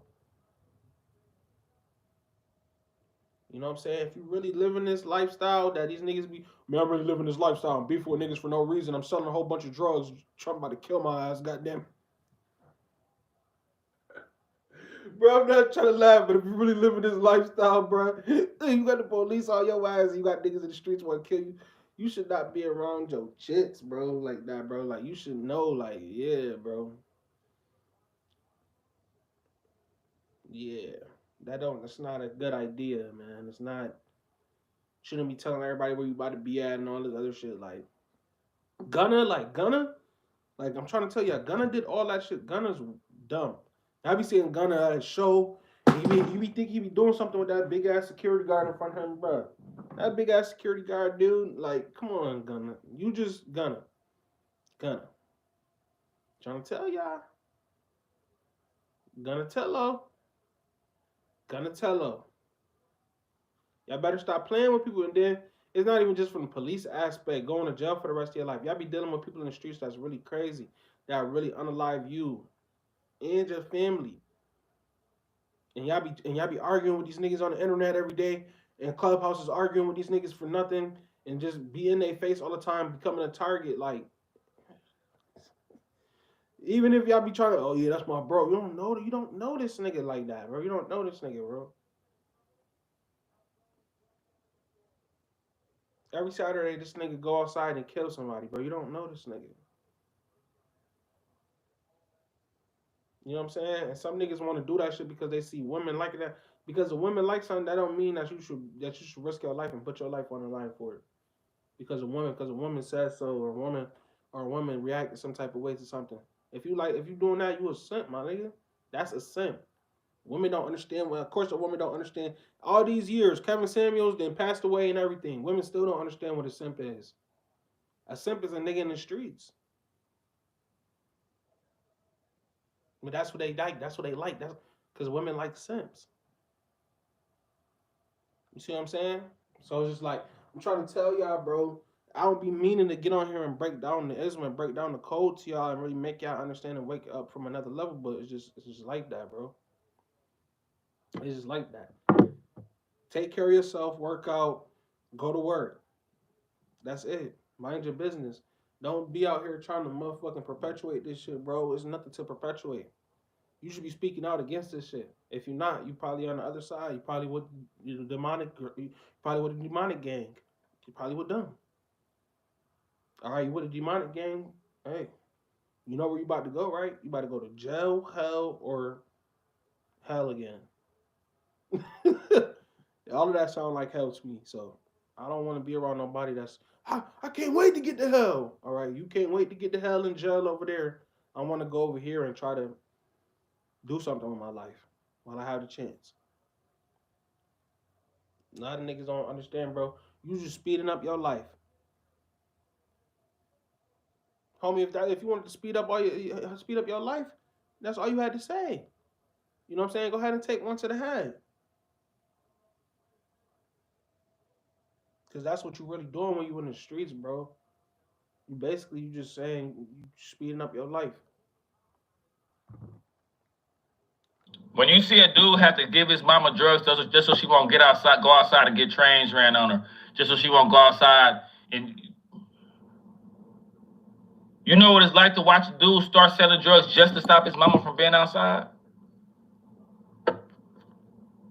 I had a partner that started selling crack just to give it to his mama, so dudes wouldn't go to school and brag about how they had his mama in the alleyway for $3. He wasn't even making no money. He was just trying to stop his mama from going outside. He was still trying to go to school. Sometimes he didn't get his mama the dope in time. When we'd come home from school, she'd be outside around the corner. Niggas come out the alley, she coming out the alley. He didn't get her dope in time. Now he got to hear about it at school. Some niggas like that. Some niggas like that shit, bro. I'm telling y'all, some niggas like this shit. This is what they like. They like for this to be happening. They don't want it no other way. They don't want everybody in the streets to have something, to have some money and be living life. Be off of drugs. Trains ran on her just so she won't go outside. And you know what it's like to watch a dude start selling drugs just to stop his mama from being outside? I had a partner that started selling crack just to give it to his mama, So dudes wouldn't go to school and brag about how they had his mama in the alleyway for $3. He wasn't even making no money. He was just trying to stop his mama from going outside. He was still trying to go to school. Sometimes he didn't get his mama the dope in time. When we'd come home from school, she'd be outside around the corner. Niggas come out the alley, she coming out the alley. He didn't get her dope in time.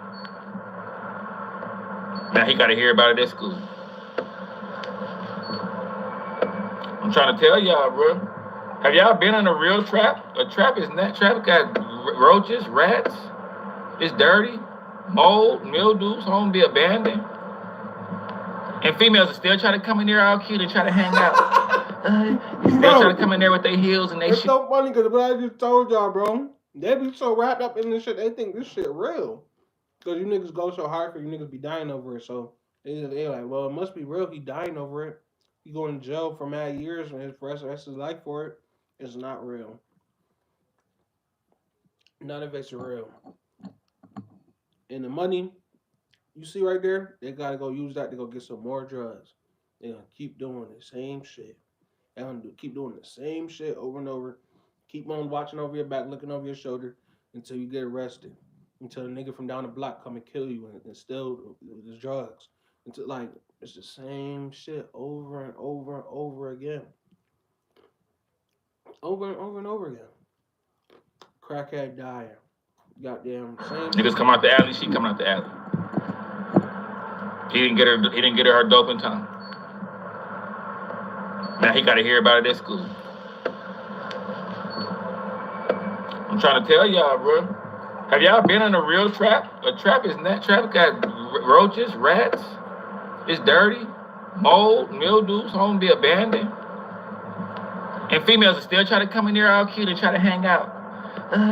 Still trying to come in there with their heels and their shoes and try to be all cute in the trap trying to hang. And it's dirty and everything. And they still, but he a drug dealer, so I got some dude working hard. They really love me, but I like the drug dealer, so I'm gonna be in here.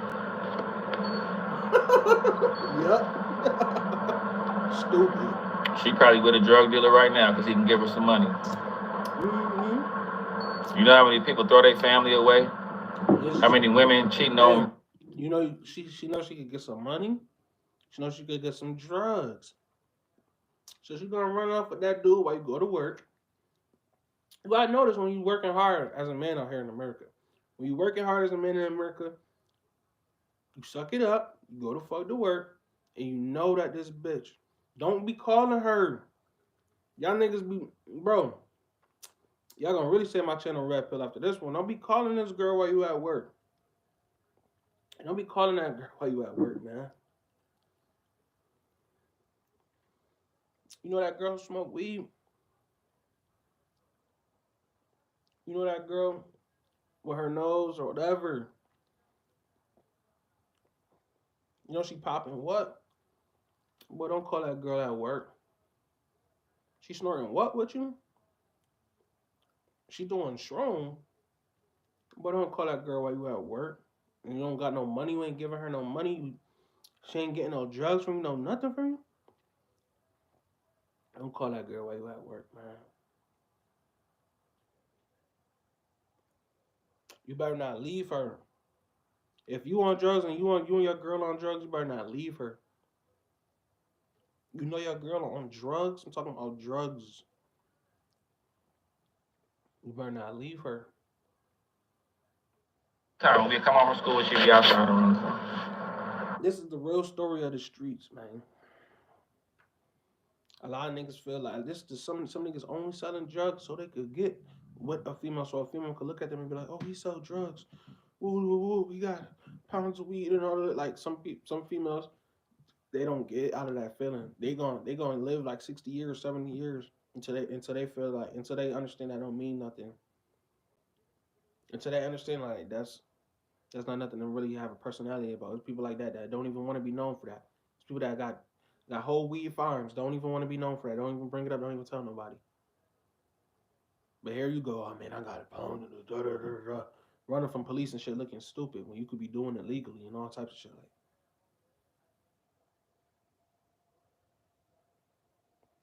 trying to tell y'all, bro. Really trying to tell y'all, bro. Some people really like this shit, bro. Some people really like what Lil Durk was doing.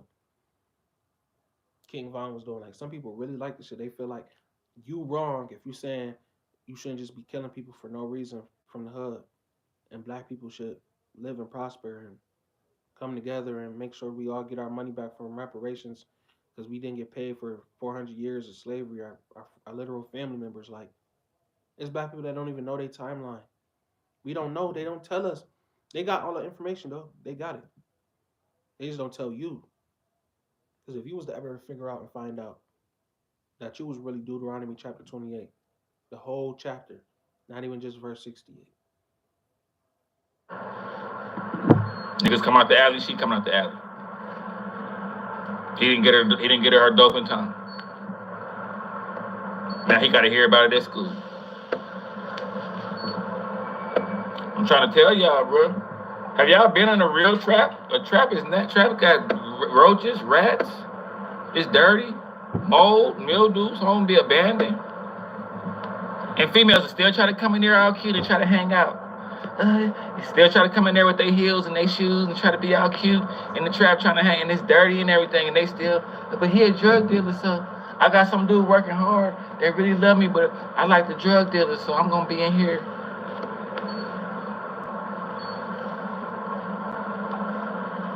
She probably with a drug dealer right now because he can give her some money. You know how many people throw their family away? How many women cheating on hard working dudes because they talking to a drug dealer?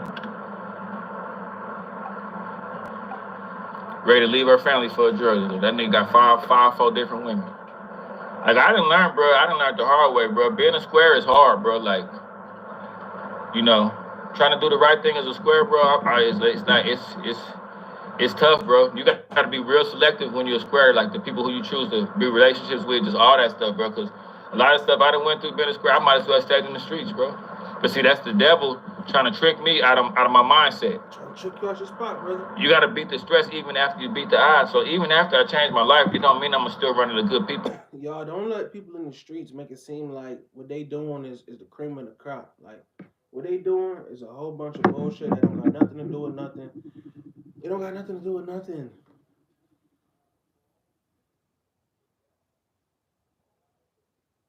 Nigga, the top of the skyscraper of what they doing, the climax of what they doing is nothing, Brody. Like I'm talking about people that's really in the streets. I'm not talking about people that perpetuate the streets or sell drugs in the streets and then go to a fucking mansion when they get done. I'm talking about people that's really in the streets, bro. That's really living in the streets, bro. I'm talking about people like that really ain't got shit, bro. I'm talking about people like every weekend they go and do some shit in the streets type shit. Like they go play in the streets. There's really people out here that go play in the streets and go play around people that's in the streets. Like that's they fun. They get dressed up, go around some people that shoot at each other every weekend. That's fun for them. Sometimes he didn't get his mama the dope in time. When we come home from school and she'd be outside around the corner. Niggas come out the alley, she coming out the alley. He didn't get her dope in time. Now he gotta hear about it at school. I'm trying to tell y'all, bro. Have y'all been in a real trap? A trap is not trap got roaches, rats. It's dirty.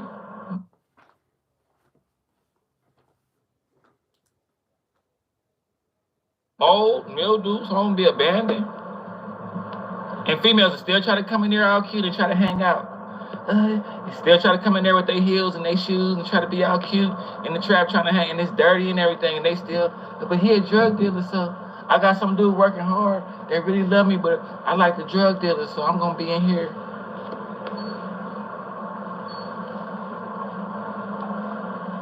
She probably with a drug dealer right now because he can give her some money. You know how many people throw their family away? How many women cheating on hard working dudes because they talking to a drug dealer? Ready to leave her family for a drug dealer. That nigga. You know what I'm saying? So, because it's all about monetary, sensations. She has to have a sensation feeling.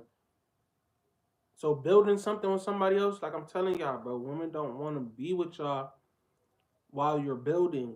They only want to see the building built. They only want to see you with thousands of dollars in your hands. They only want to feel like you will be somehow that you're gonna do something like you're gonna do something crazy. Like a woman would rather feel like you're gonna do something crazy than you always gonna do something consistently. She'll rather know that you're gonna do something crazy than you're gonna do something consistently because off of crazy, she thrives off of crazy. She thrives off of crazy. That give her something to talk about. But you doing something consistently and building, that's boring for her. She needs something crazy. She needs something chaotic because that's her mind, especially when they are her pergamous. This is their mind. Crazy, chaotic. So even when they trying to pick a partner, when they get a chance to pick a partner, which they really shouldn't, when they end up trying to pick a partner, they look for something crazy and chaotic like themselves. Then they end up with a metrosexual dude that be beating on them that act like a woman. Got four different women. Like I didn't learn, bro. I didn't learn the hard way, bro. Being a square is hard, bro. Like, you know, trying to do the right thing as a square, bro. It's tough, bro. You got to be real selective when you're a square. Like the people who you choose to be relationships with, just all that stuff, bro. Because a lot of stuff I done went through being a square, I might as well have stayed in the streets, bro. But see, that's the devil trying to trick me out of my mindset. You got to beat the stress even after you beat the odds. So even after I changed my life, it don't mean I'm still running into good people. I'm still running into some shitty, rotten ass people, bro. Even though I didn't change my life around, I'm still running into some rotten ass, some demonic people, bro. Camden, New Jersey, 84, saw Milan come through and push it to the limits. He was the mayor. Man, hey, look up Felix Mitchell and Mickey Moore. That movie New Jack City was. Yeah, man. Shout out to my guy Joshy Jim God 1500 on here. That's his channel at Joshy Joshie Jim God on YouTube. He got a good podcast going on over there. Y'all go check his channel out. Right now, we're gonna look at the slave for today, and we're gonna make some money. I'm doing this research right now for my affordable parlays group. If you're a part of my affordable parlays group, my Patreon is in my community. If you go to my page, click on my page, actually like click on it and actually hit the subscribe for your boy and like something, you'll see in the community that my link is in there. I know when you get on there, it's not gonna show nobody in there because usually people just send me the Cash App. If you want to be a part of the group, just drop your Cash App, and I'll just text you on Cash App or something like this. Like, oh yeah, like what's the information I can reach you at from our Viral Industries Cash App, and then we can get started.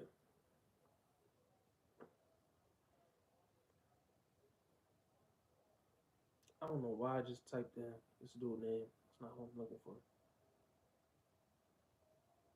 We're gonna go. We're gonna go with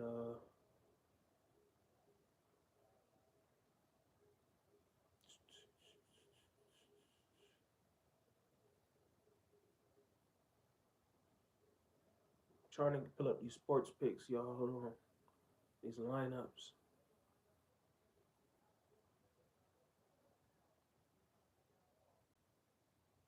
All right, there we go.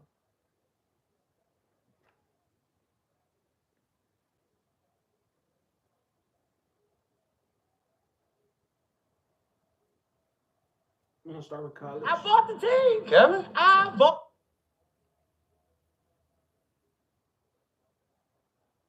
Back to the channel today, we have got our daily college basketball best bets here for Wednesday, March 5th. We continue conference. This is the content creator. I always give credit to the content creator. This is Greedo Plays. Greedo Plays.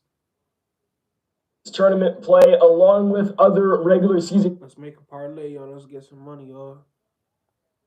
games as well. So we're going to combine both of those obviously today into our 5 favorite bets for this entire Wednesday college basketball slate. But folks, before we get into the best bets, make sure to hit that subscribe button down below for some more daily college basketball best bets here on the channel. Later today, we will have our NBA predictions out on the channel as well in 2 hours. So make sure to check out that video along with our UFC 313 predictions, Pereira versus Ankalaev in the main event from the T-Mobile Arena. Make sure to check out that video that is linked in the description down below because it is the first video over on Greedo Plays MMA. Make sure to join us over there again for all of our MMA content going forward. Subscribe to that channel, subscribe to this channel, and now let's get into our 5 best bets for college basketball here today. Now we're going to start things off with one of the conference tournaments. It is the Ohio Valley Conference Tournament. I'm going to go over every conference tournament at the end of the video, but you know what, let's do the Ohio Valley right now, considering, again, we have the first Ohio Valley game. So here is the Ohio Valley Conference. Here's the tournament. We're starting things off with this game, obviously, the 5-8 matchup. Tennessee Tech taking on UT Martin, and I want... I don't know, because UT Martin been kind of snapping lately. I be seeing them sometimes. I be looking at UT Martin. I be like, hold on. UT Martin got 50 points. Like, UT Martin be snapping. So, I don't know. Let me hear what you say real quick. Say right now, we are going to also have a best bet for the Lindenwood and Morehead State game as well. But the way, again, that Ohio Valley is doing this conference is pretty simple. Here we like Tennessee Tech. Tennessee Tech is actually an underdog in this game. Yes, even though they are the 5 seed compared to UT Martin's 8, they are still an underdog in this spot.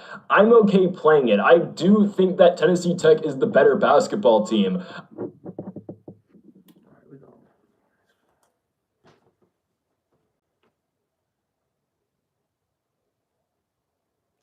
Tennessee Tech, y'all, man. I seen them, y'all, and I don't back everything people say when I go through the slates, and I be having somebody video playing the back. I don't just go through do whatever they do, but I seen Tennessee Tech do something. But I seen UT Martin do something too. But I seen Tennessee Tech, like, I didn't hit off Tennessee Tech before, like, I didn't see them. So the thing about Tennessee Tech though, like, they'll probably get up first. Like, they probably might win the first half, y'all. So I'm dropping gems, y'all know. They'll probably win like the first half or something. But Tennessee Tech, man. Ain't nothing wrong with a little Tennessee Tech today. And they have beat UT Martin as well. And on top of that, UT Martin is coming off a pretty bad loss. Now, this entire tournament in the Ohio Valley Conference is being played in Evansville, Indiana.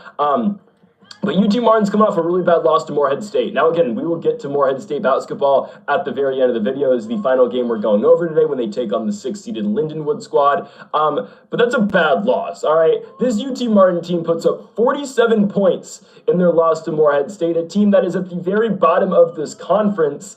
Again, just a bad loss to have if you are the UT Martin Skyhawks. Now, obviously, again, they found a way to qualify into this tournament, unlike Eastern and Western Illinois and Southern Indiana, who obviously all missed being at the bottom of the conference.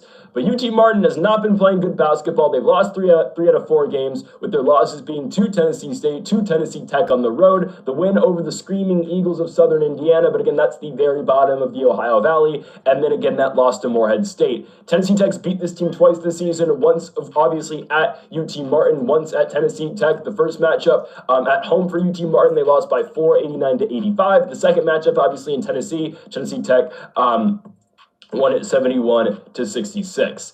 And the way UT Martin, I guess the lack of scoring at UT Martin is concerning too. Now, I'm not going to try to sell you on the fact that Tennessee Tech's some amazing basketball team, but I'll compare this a little bit to our spot yesterday we had in the Patriot League with Lehigh and Loyola Maryland, right? I mean, Loyola Maryland had beat Lehigh twice already in the season, and the same thing happened in... I don't know. Sometimes I feel like Vegas, they try to psych you out and try to scare you, and I'm not about to be scared today, y'all. I'm taking Tennessee Tech, man. I don't want to be afraid. I don't want to be scared. I don't want Vegas psyching me out. Next thing you know, you look, Tennessee Tech up 12-0, and the line is plus 340, negative 225. Like, I just want to take Tennessee Tech today. I want Tennessee Tech to come out to a fast start, a good start, and get down on these niggas, man. Handle these niggas, man. as well. I just think they're a better basketball team. That's been apparent all year long. Sure, again, it is hard to beat a team 3 times in one season. I understand that. But we saw that yesterday at Loyola, Maryland, and the couple instances already in conference tournament play that we've seen this spot where a team's already won twice. We picked against it once early in the A-Sun, but the team that's won the first 2 games usually wins the 3rd game. And again, UT Martin's playing with no momentum. I'm not going to tell you again the Golden Eagles are either, but I'd say UT Martin's playing worse right now. Hell, they just lost to Tennessee Tech a couple games ago. They beat Southern Indiana, which doesn't mean anything. And they put up 47 points in their final regular season game against Morehead State. Not impressive at all, man. It's just... Damn, Southern Indiana ain't good. Not a conference tournament game, but a fun one. All right, we're going to talk about Xavier versus Georgetown. Or Butler, excuse me. Tennessee Tech Golden Eagles to win as underdogs here against UT Martin. We go on now to our second best bet of the video. Not a conference tournament game, but a fun one, I guess, in the Big East. As we have got Butler at home. We're staying in Indiana, obviously. This is in Indianapolis at the Hinkle Fieldhouse. As we have the Butler Bulldogs taking on the Xavier Musketeers. Xavier coming on over about 2.5 hours away from Cincinnati, Ohio. And I like Xavier to go on the road and win. It's a game that Xavier absolutely needs to have. 100% Xavier needs to win this spot. They are currently right now on ESPN's bracketology. Now, I think they've updated it, obviously, because yesterday it was all messed up where Georgia was out. All right, we about to listen to them talk about how Xavier got to win to get in the tournament or some bullshit because they be wanting these teams to be in the tournament. You got to understand that that's where we at right now. That's where we at right now in the world, the sports world. So Xavier trying to get to the tournament or some shit supposed to be going on with them in the bubble or something. So Xavier, Xavier know they got to come out strong. So what we're gonna do is we're not gonna have Xavier lose by a lot of points in the first half.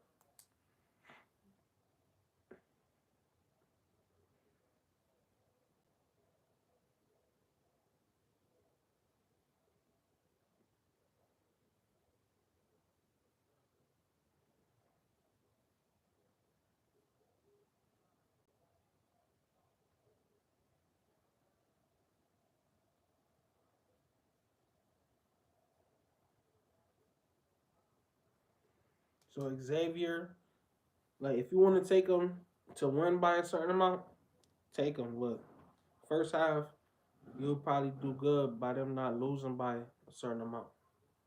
First half, Xavier. I'm even about to listen to him talk about Butler and all that other shit.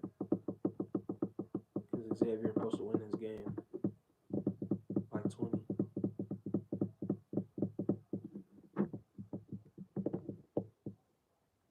The bracket very quickly. Hold on, this Murray. I think it's just that Murray team. They in terms of going into the or getting into the NCAA tournament. I want to talk about this.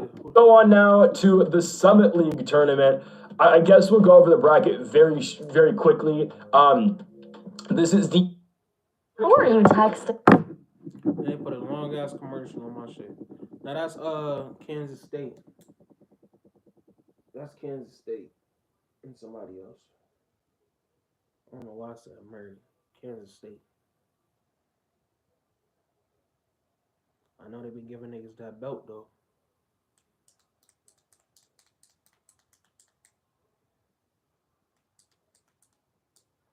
Yeah though, y'all, man, we just trying to build a little parlay real quick, man. Get some money today, like always. So far, we got Tennessee Tech full game spread on something. Then we got Xavier plus money first half. As here it is. Right, take the money line outright. You feel me?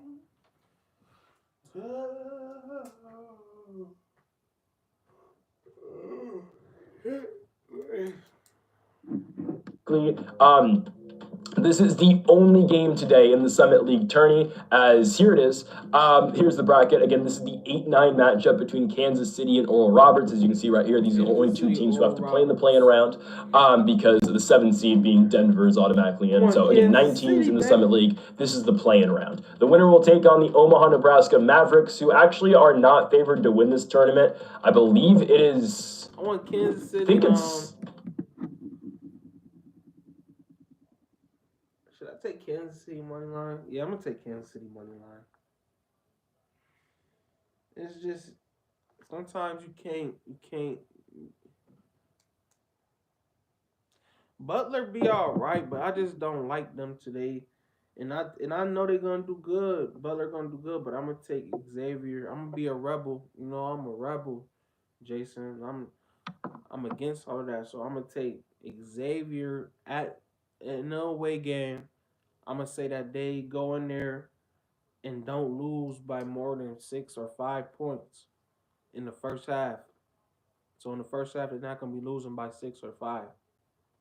They might be down, but it's not gonna be by 6 or 5. They might be down 1, 2, 3. They're not gonna be down on 6 or 5 points.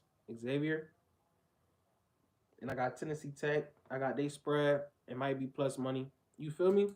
I got to roll of dice. Then I got Tennessee Tech. I got they spread. I'm gonna take them. I'm probably gonna take them plus like 2.5. Hopefully they come out and handle business. Then I'm gonna take Xavier's. They don't lose by 4 or 5, 5 or 6. Then I got Kansas City money line. So I got 2 spreads in the money line so far, y'all. Tennessee Tech, see, I could take they spread. Whether they winning, you got them winning by a certain amount or losing by a certain amount. The spread gonna be good because the number is valuable. It's good. It's real low. Yeah, like -105 or something. Then Xavier, you want to take their plus money. So you want to say they don't lose by you want to take the alternate. You want to look for the alternate for Xavier first half. Then the Kansas City money line for the third pick. We're not gonna hear him talk about Oral Roberts because I know Oral Roberts can't beat this team. Kansas City, y'all gotta come out and just play today like how y'all been playing all season. What do you say about Oral? Were they Falcons or Eagles? Golden Eagles. Just making sure.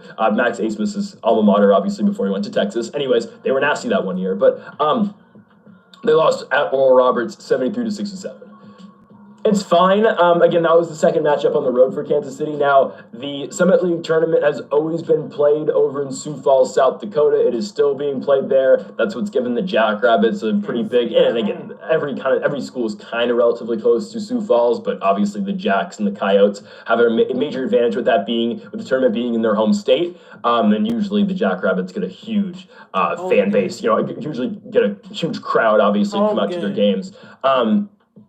But in this spot, I really like Kansas City. I think they destroy Oral Roberts. You kind of see the best parts of these teams when the postseason comes out, obviously. I mean, it's win or go home. Your season's over if you can't win this basketball game. This is a Kansas City team that expected to be a 1 or 2 seed going into the season in this tournament. Now they find themselves in the play-in round. All right, well, take care of business and win one game against a team that you're much better than. Again, I expect this to look like the first matchup between Kansas City and Oral Roberts on January 4th. A 90-67 type win for the Roos. They've got players. They just haven't been able to put it together all year long. But the thing about Kansas City is most of their losses, and even on that 8-game losing streak, all of their losses were relatively very close, with the exception of a couple, like they lost to Omaha by a lot of points, but NDSU lost was by 7. North Dakota lost on the road by 4. Lost to North. It's just another game, Kansas City. It's just another game where y'all got to come out and beat these dudes. Y'all know what they about to do. They know what y'all about to do. Y'all just got to get y'all upper hand going. And let's go. Let's ride. Y'all beat them by that much. They didn't beat y'all by that much. Come out and show them why y'all beat them by that much, Kansas City. Let's go. Best bet of the take on Omaha, Nebraska tomorrow. The one team, Kansas City, has not come close to playing competitive with all year long. Every other team in the conference, the Roos have played close, except for Omaha, Nebraska. Yeah, that might be brutal. Anyways, give me the Roos to advance to the quarterfinals of the Summit League tournament. Let's go on to our fourth best bet of the video. Well, I guess we're closing with... yeah, whatever. We'll close with the ACC game. I think this is a little bit out of order. This game's at 6:30. The next game we're doing is at 6 o'clock, but it is what it is. I messed it up. Lindenwood and Morehead State. So again, we talked about earlier with the Ohio Valley Conference Tournament. You know what the name of the game is here, obviously. Winner moves on to the next round, and I like Lindenwood here. Lindenwood is an underdog in this spot in Evansville against the Morehead State Eagles, and Morehead State is ice cold.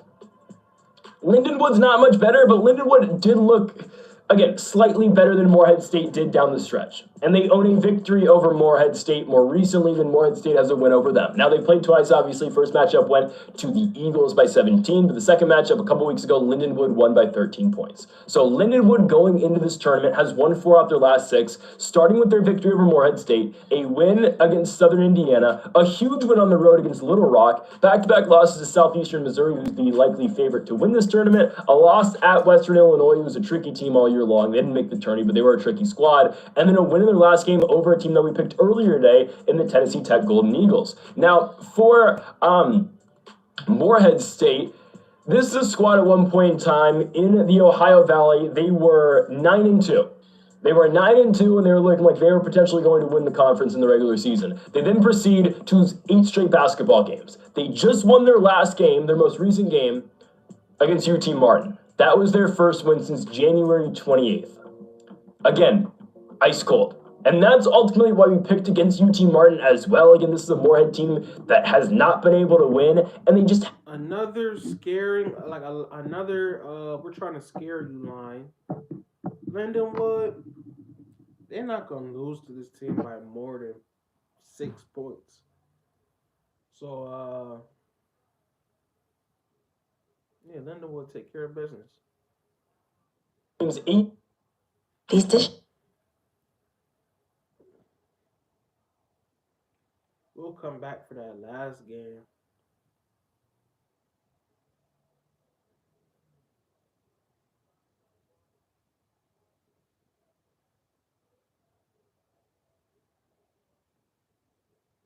We'll go to NBA.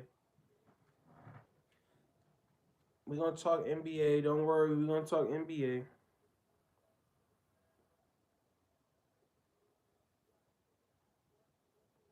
Commercial got put on us.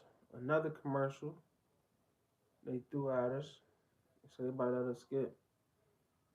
For our daily college basketball best bets here on Wednesday, March 5th, we have got 8 games today in the National Basketball Association, and we're going to predict every single one of them like we've been doing this entire NBA season. Now, before we get to the predictions today, folks, make sure to hit that subscribe button down below for some more daily NBA predictions here on the channel. Earlier today, we posted our college basketball. His name is Greedo Plays on YouTube.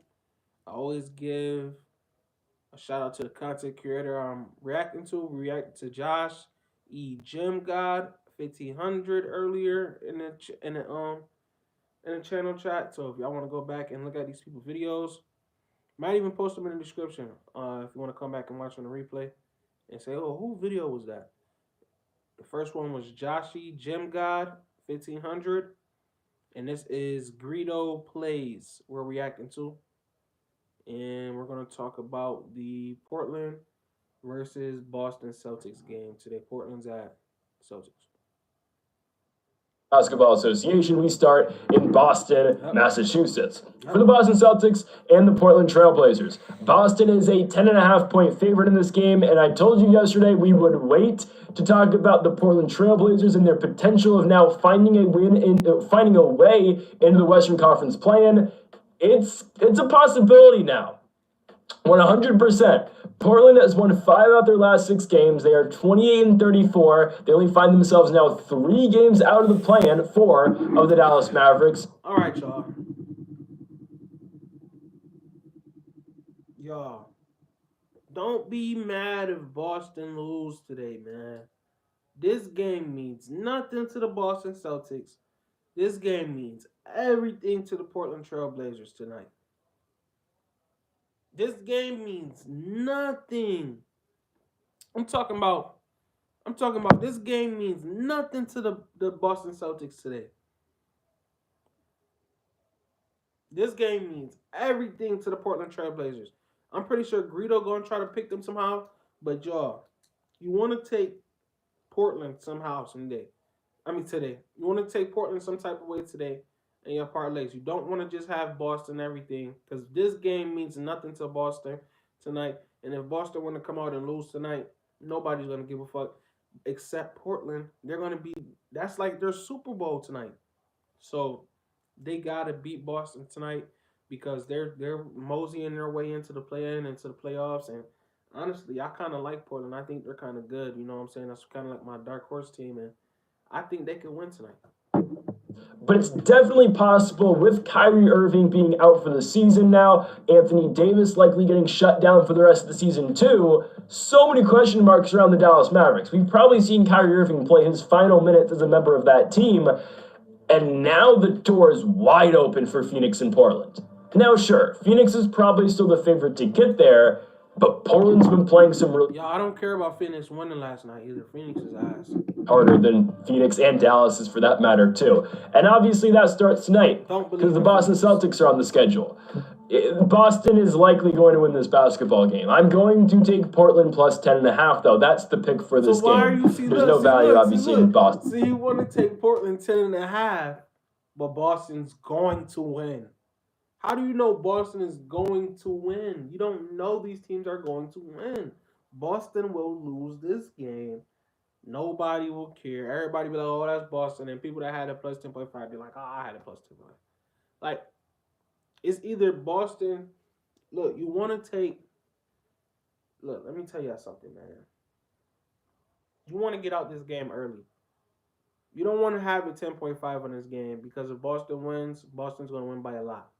They're not just going to win; they're going to win by a lot. And if it's close, Portland's if it's close, it's just not a chance of it being close because even if it gets close, when it gets down to like the fourth quarter, Boston start blowing people out. Boston will always have a fourth quarter. So if you take the 10.5, you want to take the fourth. Like I'm really dropping gems. If you take the 10.5, you really want to take the fourth quarter. Because Boston gonna come out in that fourth quarter. If Boston up like 3 points going into the fourth quarter, they're gonna blow these niggas out. You're gonna be sitting there with your 10.5, like, yes. The next thing you know, Boston, and they know everybody took the 10.5, like they're gonna start they already be getting these notes from Vegas and shit like that, bro. I don't know why I think we so slick, bro. We not so slick, bro. They actually be knowing what be happening. They know what everybody take. Everybody's taking the 10.5. Everybody's taking the 10.5 today from Portland because Portland have been playing good. But once that fourth quarter come around, Boston is gonna start looking like Boston gonna look like how they was looking last year in the finals. And you're gonna be sitting there like, damn, Boston just they was only up 1 point. Boston then came out and blew these niggas out by 15. Killing your 10.5. Killing your 10.5. Every time it's gonna be Tatum, Pritchard, Tatum, Jalen Brown to the free throw line. Come down. Derek White, he gonna hit a three. Then you gonna see Al Horford. Then you gonna really be mad. They gonna be up out of nowhere, bro. Niggas gonna go up like 20 points. They gonna go on a whole run. They gonna score like 20 points. Portland gonna score 2. And be sitting there looking stupid. So I'm dropping gems. I'm giving game. I'm giving the sauce out. Catch up, man. Minus 550. The Celtics are beatable though. They've lost 2 of their last 3, picking up a win on Sunday against the Denver Nuggets. Prior to that, though, back-to-back losses to the Detroit. You want to take Portland here, but you want to take Portland somewhere in the first half, y'all. Because I know it's gonna be Boston. I know Boston not gonna come out after. It's gonna be 10.5. That mean Portland gonna keep it close during the first half. So that means Boston gonna come out and then still allow it to be close in the second half. Yeah, I don't trust that. Jason, what you think? Portland at Boston. They saying that the Trailblazers could keep it close. They say they could keep it under 10, about under 10, 11 points. I don't know, man. I don't know. This is Boston, man. Boston don't like when they losing or you close to them at halftime. They come out, you know what I'm saying, with that oh, we Boston shit, we about to run over shit. Then they start running over shit. And it's next thing you know, they up by 20 points. You know what I'm saying? So it's just like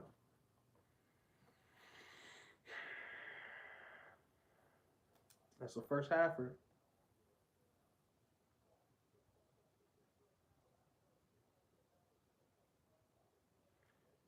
I'm gonna be egregious Because I know I'm getting that 10.5. I'm going to be egregious at halftime. Portland, just come out and play like y'all got respect for yourselves. If y'all come out and just automatically lay down for Boston, they gonna do what they want to do to y'all, bro. Don't let these niggas just come out and just blow y'all out, bro. Y'all been going hard in the West, bro. Have some respect for yourself, bro. Don't give up tonight because I looking at Tatum and Brown and all these niggas like they just so good and we ass. Like, come on, bro. We know the truth. We've been watching y'all these last couple games. Y'all been blacking. Come out on Boston tonight and just get crazy. Fuck all that shit. The fans yelling and all that shit. Fuck all that shit. Just get crazy. Pistons in Michigan and at home to the Cleveland Cavaliers. Now, the anomaly, Jason Tatum's been playing some really good ball recently. Got to give credit to where credit is due. And we'll see if they can take down the Blazers. Do the Blazers have anyone with a weird nickname right now? Oh, I don't think they got anyone like the Paradox or the Anomaly or the Pythagorean Theorem that's playing right now in Golden State, Brandon Pozemski. The nickname renaissance is one of the best things that's happened to the NBA. I'm so glad we just get to call Jason Tatum the Green Gooner now, and it doesn't even get looked at weirdly, or the Anomaly.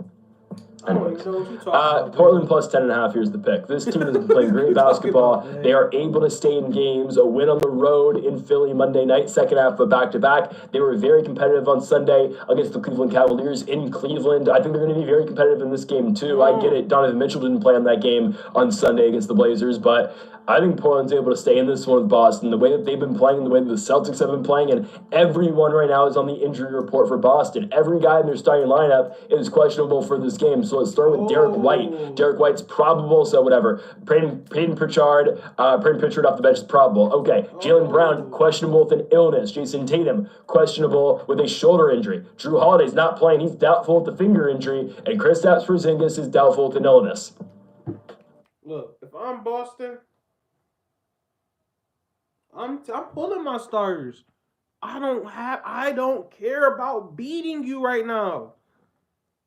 You have a gauntlet to worry about. You have the West to worry about. We don't have to worry about you. We're in the Eastern Conference. There's nothing that we're trying to see. Anything that we're trying to see, we could throw our second mans out there, our third mans, our dudes that we send back and forth to the G League. We could throw our second and third teams out there. We don't need our starters out there. We don't need Tatum out there against the Trailblazers. Let the Trailblazers come out the gauntlet of the West, and we know we already look at that. We the defending champs. We gonna make it. We know we gonna beat you. You just went through the West. We're going to beat you, Portland Trailblazers. So if you were to ever come out the West, we're gonna smack you in the 7-game series. So it's like we don't even need to play our starters. So y'all don't be mad if the Portland Trailblazers win today. And the reason why you will win is because, bro, we took this early. Watch this line. This line, bro. Just if you don't bet this game, just watch this line. Still, watch how this line go from negative 550 right now where it's at to all the way to plus money. This line gonna change all the way to plus money probably like the first minutes within the game because Portland Trailblazers gonna be playing these starters and Boston not. And then, you know what I'm saying, don't let Boston, because Boston got some dudes that be coming off the bench and going back and forth to the G League. So I don't know. Portland might get, you know what I'm saying, the YNs might come off the bench and get crazy with Portland. So I don't know. But at the same time, bro, it's like Portland, y'all supposed to be competitive in this game. Y'all not supposed to lose this game. It's a business trip for y'all. If y'all really want to be in the play-in, y'all really want to be in the playoffs, y'all really want to be that team like y'all been trying to act like when y'all went up against Cleveland and all these other teams, y'all gotta win today. I think there's an outside shot they go into Boston and win. The way the Blazers have been playing, plus 380, doesn't feel like that bad of a bet. If you want to sprinkle, I don't hate it. The official play, though, here is Portland plus 10.5 here on the road at the TD Garden. With all of these injuries adding up for Boston, I think Portland should be able to stay in this game as they make their push potentially to the play-in. It could be Portland on the spread. We move on to our second game of the day, and we go to Charlotte, North Carolina for the Charlotte Hornets and the Minnesota Timberwolves. Again, just something special about this Charlotte team, man. So special. They put out that tweet, and they haven't won a game since. The Lakers haven't lost since either. How did Charlotte beat the Lakers? I don't know. But there's something special about this team, especially... All right, y'all. I think Greedo lost some money that night when Charlotte beat the Lakers Because it's been a whole week and Greedo's still talking about that game. Yes, Charlotte beat the Lakers because the Lakers ain't give a fuck about that game. But Minnesota should definitely win tonight. Minnesota is trying to stack up some wins. I noticed that lately they've been trying to stack up wins, and it's a perfect matchup to add to their nice stack of wins that they've been having lately. So I think Minnesota could win tonight, money line. But at the same time, I'm not gonna take the money line. I'm probably gonna take like a plus money or something because you just gotta be careful. You just gotta be careful with these teams. You know what I'm saying? You can't put all your faith into these teams. You know what I'm saying? You gotta let these teams come to you. If you're gonna win tonight, just don't lose by 3. You feel me? Don't lose by 4.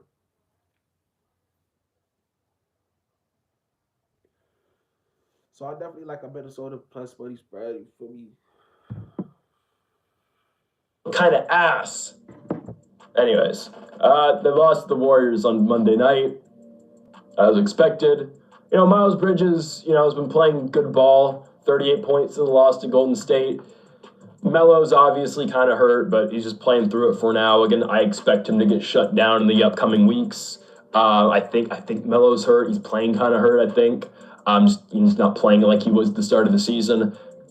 Partially, too, it's that the Hornets are just way out of it, and potentially LaMelo Ball is going to get moved in the offseason. I've been seeing these reports, obviously, since and everything changed with the Luka trade, but if the Mavericks are able to deal Luka, then why wouldn't the Hornets deal LaMelo Ball and see what package they could get back for him? Because, hell, LaMelo's value is never going to be higher. The Hornets have been stuck in a rebuild since they became the Charlotte Hornets again, but, and even with the Bobcats, they were kind of always in a rebuild too. Even though, Loki, quick tangent, guys, when the last Charlotte Bobcats unis were so nice, they should have just stayed the Bobcats. Anyways, you might as well trade Melo, right? If you're going to go right back into another rebuild, you're not trying to compete, you're 14 and 46, you might as well try to get as many picks as possible. I mean, everyone's trying to, replicate that Thunder rebuild, but I honestly don't mind it. And let Melo play meaningful basketball somewhere else. Now, in this game, I think Minnesota goes on the road and destroys this Charlotte team. I expected, honestly, the Timberwolves to beat Philadelphia by more yesterday, but they still won the game by 14 points. Naz Reid had a bounce-back night after going 0 for 9 to start the game on Sunday against the Phoenix Suns on the road. Second half of a back-to-back, sure, for Minnesota, but the Hornets just suck at basketball, so there's really nothing much else to say. Rudy Gobert did not play yesterday with a back injury. Maybe we'll see him tonight against Charlotte. Not like they're going to need him to beat Charlotte, but honestly, Gobert's presence will help a lot against a guy in Mark Williams who has been playing really good ball as of late for the Hornets.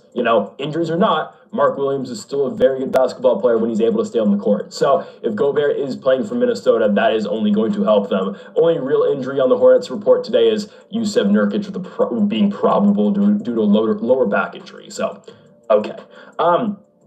I like Minnesota to go into Charlotte and win. It's just been the curse of the Hornets ever since they beat the Lakers and ever since their Twitter account posted this team was special. Yes, again, it's a special kind of ass in Charlotte, giving the Minnesota Timberwolves to go on the road and cover the 8.5 points here against the Charlotte Hornets.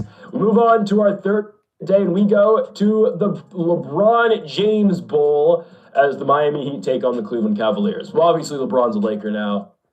But yeah, he's saying that Minnesota gonna win by 9 points tonight, and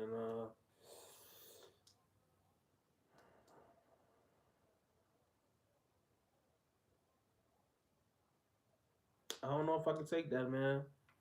I want Minnesota to prove that they're gonna win tonight. Like I want Minnesota to prove that they're gonna win.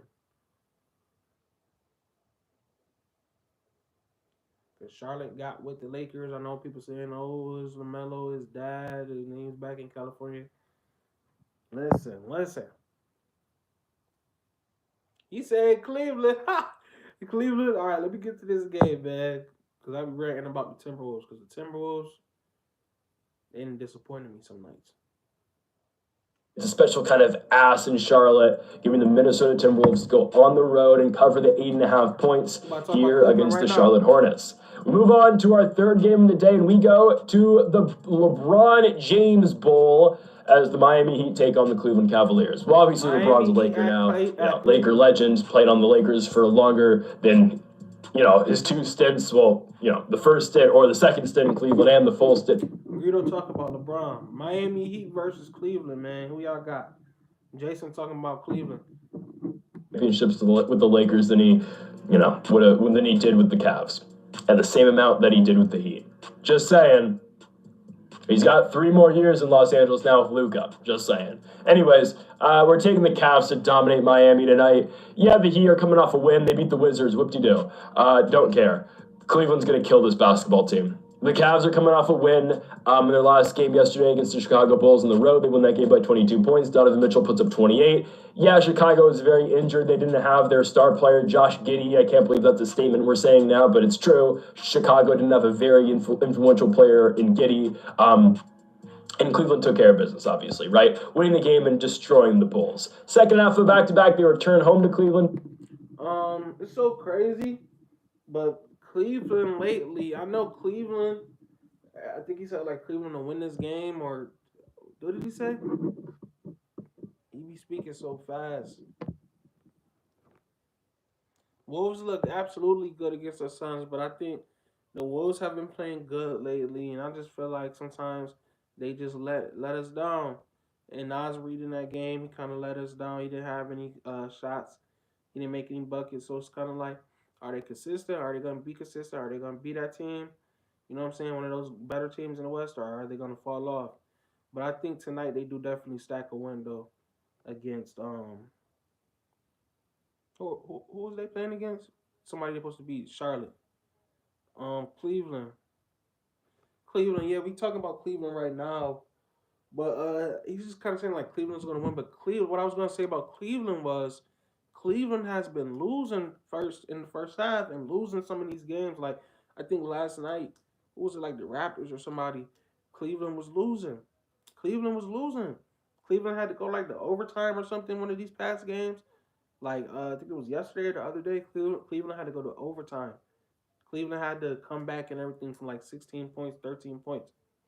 So I think they beat the Heat tonight, but I think I'm gonna just do it tonight because it's just so crazy. Because I was watching like damn, I'll usually take Cavs first half, but I've been taking Cavs to win.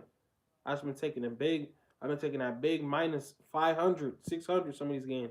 I've been taking it, and it's been coming in handy. It's been working. But I think today I'm gonna take the first half because they've been losing their first halves. And I think they're gonna try to make a point at home to come out against Miami Heat, and they're gonna be leading that half. So Cleveland gonna be leading that first half. So come on, and I know Cleveland they're on the back to back. I respect that y'all need a rest, y'all need a break. But tonight, just treat it like a scrimmage, man. These dudes, they not better than y'all, man. Throw that thing into Jared Allen and let Jared Allen work. You know what I'm saying? Jared Allen pass that thing out. Y'all make y'all threes tonight. Statement we're saying now, but it's true. Chicago didn't have a very influential player right in now, Giddey. And Cleveland took care of business, obviously, right? Winning the game and destroying the Bulls. Second half of back-to-back, they return home to Cleveland before 2 more on the road on Friday and Sunday against Charlotte and Milwaukee. But I think they should take care of the Heat. The Heat just aren't that good. Right now, sure, they're playing like the best of the playing squads. That is Miami, Orlando. Safe like repair. Yeah, y'all. So far for NBA, we got Timberwolves. First half, not losing by a lot. Then we got Cleveland. First half, they're going to have a little lead. So you want to take Cleveland winning by something low.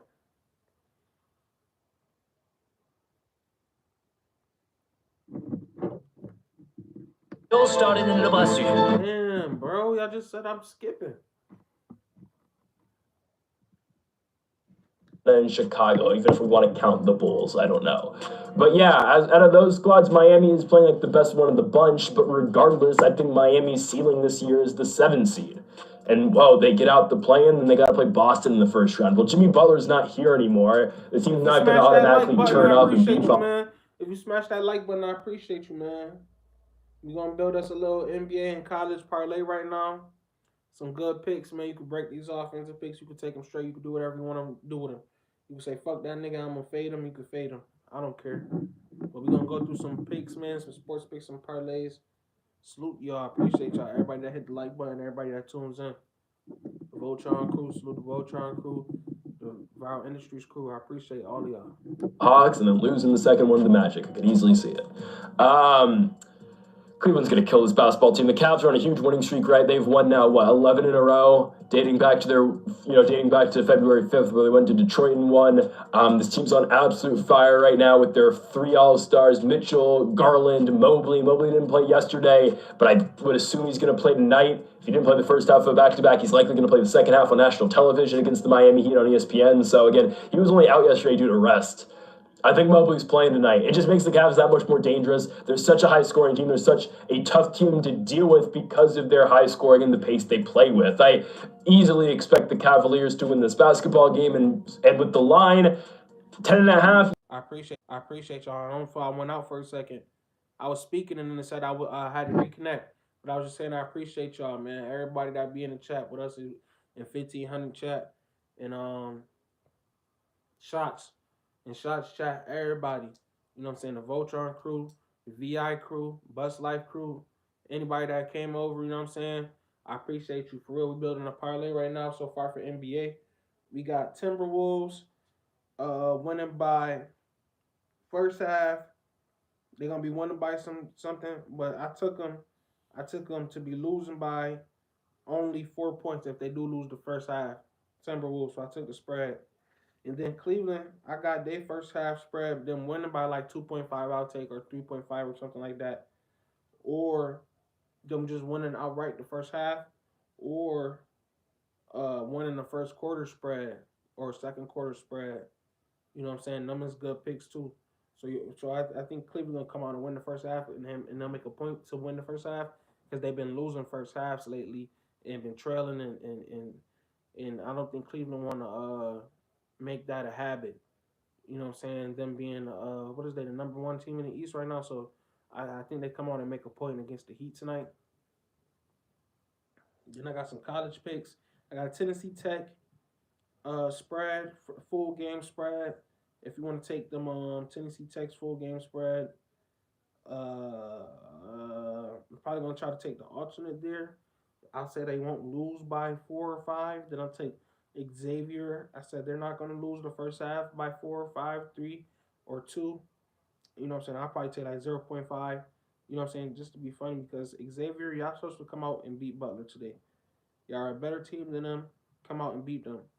You know what I'm saying? And if they do lose that first half, it's gonna probably be like they're probably not gonna lose by like 4 or 5 or 3. You know what I'm saying? So then I got Kansas City money line. Kansas City, they beat y'all. They got y'all looking stupid. Y'all beat them by like 30 points the first time. Come on and beat them again so you can advance in your tournament. Don't play around. Lindenwood, I think that Lindenwood won't lose by more than 5.5 points. So if you could take the alternate on that, which you probably won't be able to, I'll take that. And then Portland, I like the first half plus or money line. So first half, I say like they won't be losing by, and you could probably, because it's like they saying it's plus 10.5 for the whole full game. So you'll probably be able to take like first half Portland losing by 19.5 because they're going against Boston. So they might have a plus 19.5 on there, plus 17.5 on there, 16.5, 13.5. You want to take that because they might end up winning the first half because they saying Boston going to rest their starters, which they should, which would be a very smart move by Brad Stevens and whoever is the so-called head coach of Boston. Because we all know who the real head coach of Boston is. That's Brad Stevens. I don't care what they said. Oh, he the GM. He in the office now. No, it's Brad Stevens. He's the coach. Portland might pull an upset. Exactly, Portland. So Portland, we behind y'all today. We see y'all been playing good.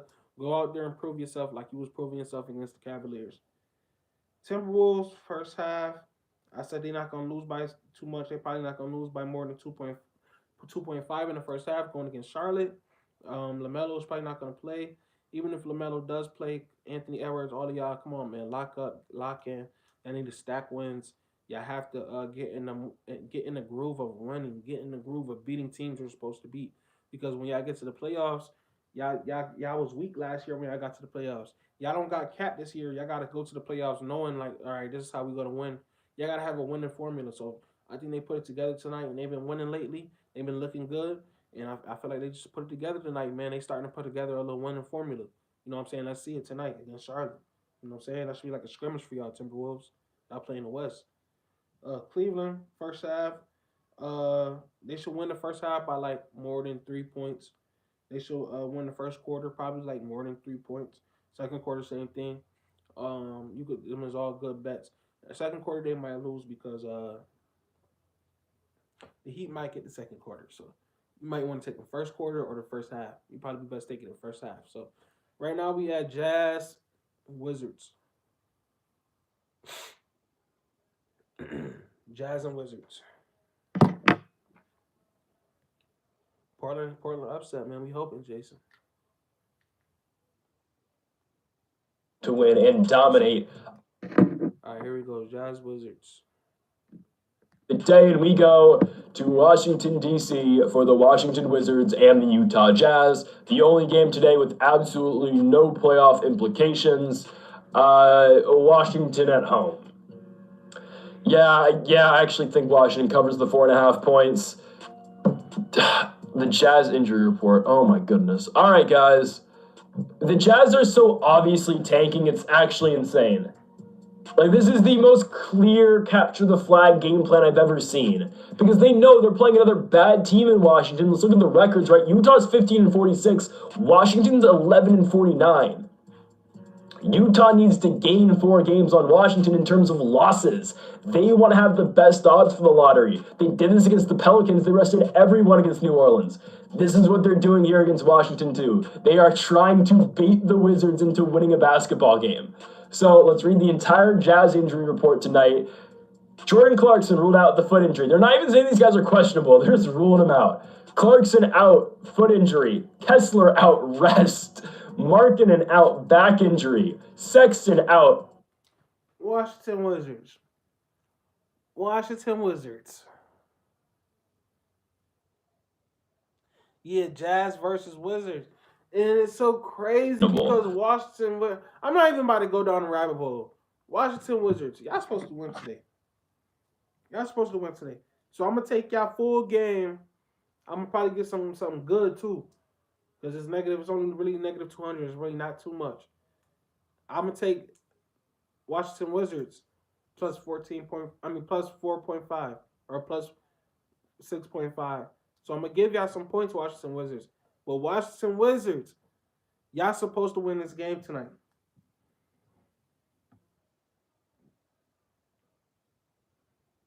So I'm going to be scary, but because I don't trust y'all, but Washington Wizards, y'all supposed to win this game tonight. If Kessler out, if Clarkson out, that's all I got to say. Kessler, Clarkson, and who else? They got more people. Washington Wizards, y'all supposed to win this game tonight. Y'all supposed to. That don't mean y'all going to, but y'all supposed to.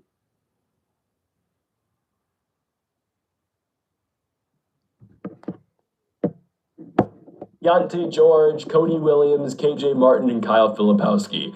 What's their bench? And Wizards, it's not even about winning or losing no more, because I know some of y'all probably on the team like, man, we out the playoffs, man. Fuck this shit. I'm about to get paid. Y'all playing for dignity right now in a spot on a team next year. Might not even be the Wizards, just a spot on any team next year. Y'all playing for highlights right now. Like, come on, man. That's respect for yourself. Potter, Svi Mikhailuk. It's the most obvious tank job I've ever seen. I'm not joking. Like, this is so intentionally crazy. It's insane.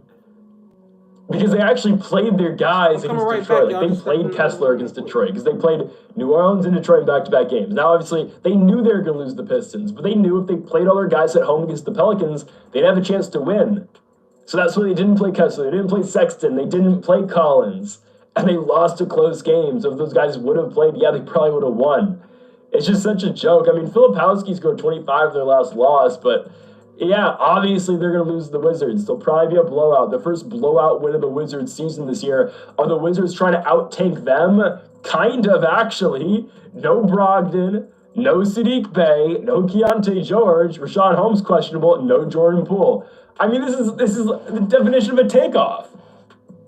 The Wizards tonight are starting Bub Carrington, Bilal Coulibaly, Chris Middleton, Corey Kispert, and Alex Sarr. This is such a joke, man. Washington wins. Don't bet on it. These teams are both trying to lose. All right, they're both playing capture the flag. To our next game, we go to Milwaukee, Wisconsin for our 5th game of the day. The Milwaukee Bucks take on the Dallas Mavericks. Milwaukee should win pretty easily. Like we mentioned earlier, man, Dallas' season's over. Even if they somehow do get in the play-in, their season's over. The problem with the Mavericks is they don't own a first-round pick of theirs until, 2032? Yeah. They're just screwed, man. They're so screwed. They decided to trade their 25-year-old superstar, now 26, to the Lakers for an injury-prone AD, and I love AD, I do. But they traded him for a superstar who gets injured all the time to help build upon their core of a 32, 33-year-old Kyrie Irving and Klay Thompson. What? Just, Kyrie's out for the year, likely out for the beginning of next year too, which will affect his contract status going into the offseason. Because he was a free agent. I think he's done in Dallas, if I'm being honest. I don't know where he goes, but I don't think Kyrie's coming back to this team. What are the Mavericks even starting now? So the injuries for the Mavs today, there's a lot. Again, on top of Lively, Gadford, AD, and Kyrie, Jaden Hardy got injured in the Thunder game. He's still out. PJ Washington's already out for this game. Dante Exum's out. And Caleb Martin is doubtful. So who are they starting tonight? Dinwiddie, Christie, Clay, Najee Marshall, Dwight Powell. My goodness. Who's going to guard Giannis? Najee Marshall's guarding Giannis? Good luck. Bucks by 1,000,000. The Mavericks are putting a G League team on the court right now. Again, the Max Christie insanity run is over. Guys, their number one option tonight is Klay Thompson. Jason, what I miss? Dallas versus Bucks. Who hit the like button and dip, man? I appreciate y'all, man. Somebody that hit the like button and dip.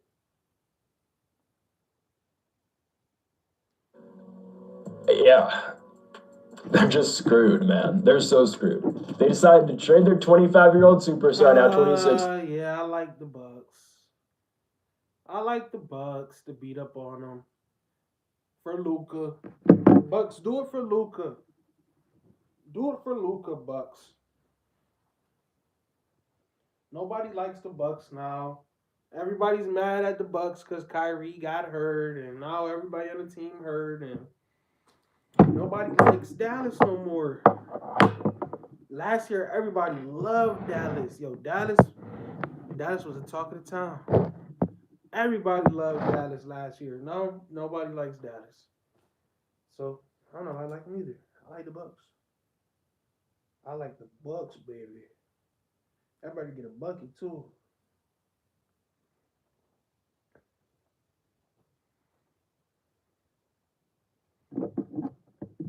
Let's go on to Sacramento, California. Sorry, Denver, Colorado. The Denver Nuggets host the Sacramento Kings. Here's our big upset of the day.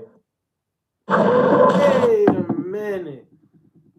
Now you about to Greedo. Now you telling me the Kings is about to go beat. So first you talking about some Portland, the upset of the day. Now you talking about the Kings is about to beat Denver now? Denver. What happened to Denver? I thought Denver was doing good, man. I thought Denver was on one. Now Denver about to lose too? Stylistically, it's the matchup the Kings can win. Denver doesn't play defense. Sacramento, surprisingly, has been playing their best defense of the season in their last couple games. They have played great defense their last 4. Since losing that Warriors game where they looked really bad, they have tightened up defensively, and they've been able to score very efficiently too. So, Charlotte game, I get it's the Hornets. They stopped them to 88 points, though, and they win 130 to 88. Utah game, they win the game 118 to 101. Houston game, they win 113 to 103 against a good team on the road. They go to Dallas, win 122 to 98. See, he just named some, he named Houston, Dallas, Charlotte, and Utah. Those aren't Denver level teams, Jason. DeMar Levine, I know DeMar Levine getting crazy and they got the chemistry and all of that, but come on, man. They can't afford for both of them not to go off tonight. They both got to go off tonight to beat Denver. Denver scores. And Denver got a consistent game, and Denver got a consistent. And I think Denver's kind of okay defensively too. So I'm just trying to figure out like how is it that all of a sudden Sacramento's gonna walk into Denver and and and, and beat Denver. Like maybe I'll take Sacramento to not lose by more than 12. But like them, like Sacramento, like what's your pick with Sacramento, Jason? You like them with the upset full money line? Wow, wow. Let me hear what Greedo got to say too. They're playing better defensive ball. It's They're crazy. finding ways to score too. Now, Domantas Sabonis has been injured. I believe he's already out for this game. Yeah, he's out for a whole So week. with So no no. Sabonis, they about to do what, Jason? Yeah, they want to get in the playoffs, but this is not the game they win. Like I want to see who they play after this. Like this is not the game they win against Denver. Nah. Just a bonus tonight. So that means Jonas Valanciunas, yes, will be tasked with dealing with Nikola Jokic. All right. Oh, they got Valanciunas now. Wait. Sacramento got Valanciunas now, right? Right. Okay. I see what's going on. That's so they got Jonas Valanciunas now. Already out for this game. Yeah, he's out for a whole week. So no Domantas Sabonis tonight. So that means Jonas Valanciunas, yes, will be tasked with dealing with Nikola Jokic. All right. That sucks, but I think Sacramento is just going to double him for most of the game. And I think a lot of teams are going to continue to do that, obviously. So they're going to send help for Valanciunas, and you just got to hope some of these Nuggets guys don't hit their shots, which, okay, at the same time, Sac's playing better defense all around, and Denver doesn't play defense at all. And Zach LaVine and DeMar DeRozan, shades of their Chicago days, are playing. I know. I agree with you, Jason. It's just I like their plus money for first half. Sacramento Kings.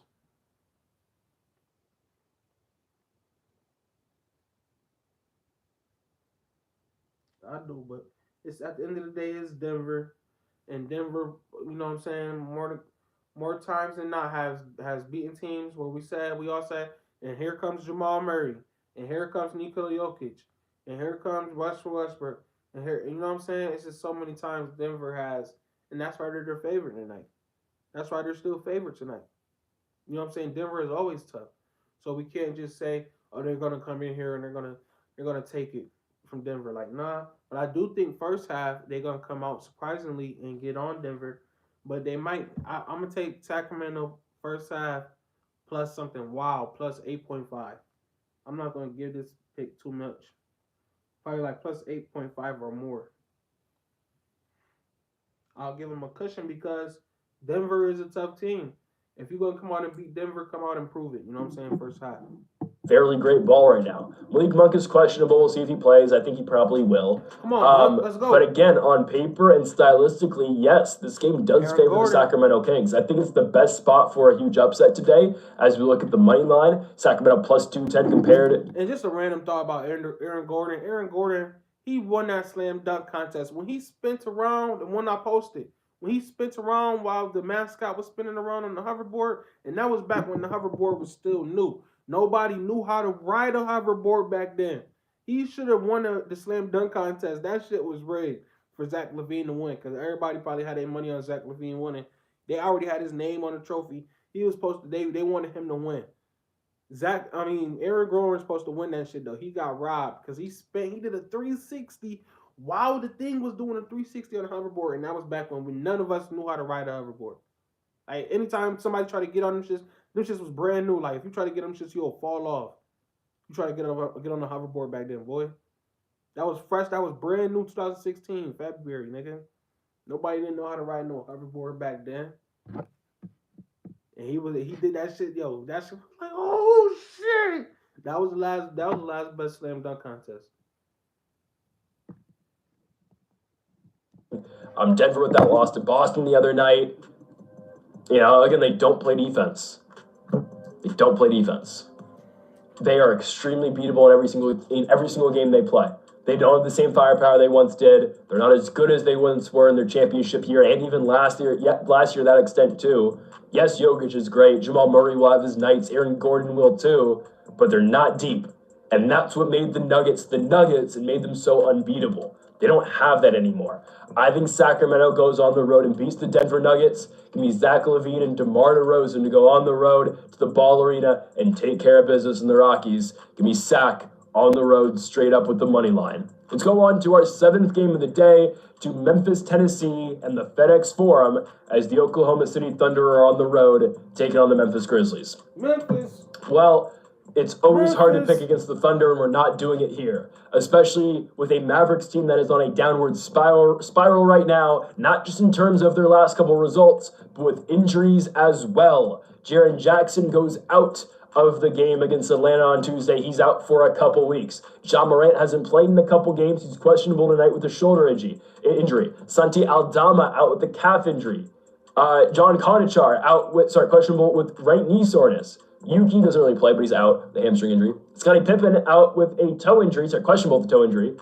There's just a lot. It's a lot going on for Memphis. Yeah, Desmond Bane played a really good game the other night, but had two costly turnovers. Obviously, the Dyson Daniels steal at the end of the game was much more costly than the other one late in the fourth quarter, but Desmond Bane essentially kind of sold the game for Memphis. Man, Desmond Bane has really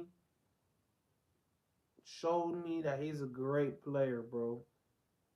If somehow, some way, Memphis could get going with Edie and Desmond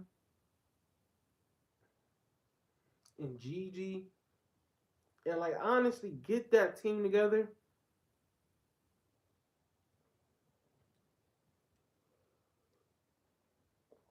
they might not need no Ja Morant. They might not need it. I mean, Shy, he been going crazy. But it's just like Memphis always got a dude like Santi. Who knew who Santi was? Then Memphis got another dude like that on their team. I can't really think about his name. I think Kennard, sometimes Kennard might go crazy. It's just like Memphis got a whole bunch of dudes that nobody really knows about or thinks about that will give you 20. That will give you something crazy. Give you 25. Memphis got dudes on their team now that nobody knows that would drop buckets and they could drop 30. Bane to come out here and drop 40 tonight. So it's crazy, man. It's really crazy. So I'm gonna take what I'm gonna do. This is gonna be like my first total betting because I haven't done any totals. It's been like mostly spreads. I've been looking at money lines. I take maybe one money line, the Kansas City Kangaroos money line or whatever their team is called, the cottage team. I'm gonna actually take the over here. I'm gonna take the over, probably like first half or total of the lowest over I could get. So if I could get like a 200, if I could get a 198, if I could get a 195, 196, hopefully, I'll take it because this is gonna be a good one. And I don't think a lot of people are expecting Memphis to keep up. And I know this minus 7.5 looks like that's the usual spread for the OKC against the team they're supposed to be, and it's not.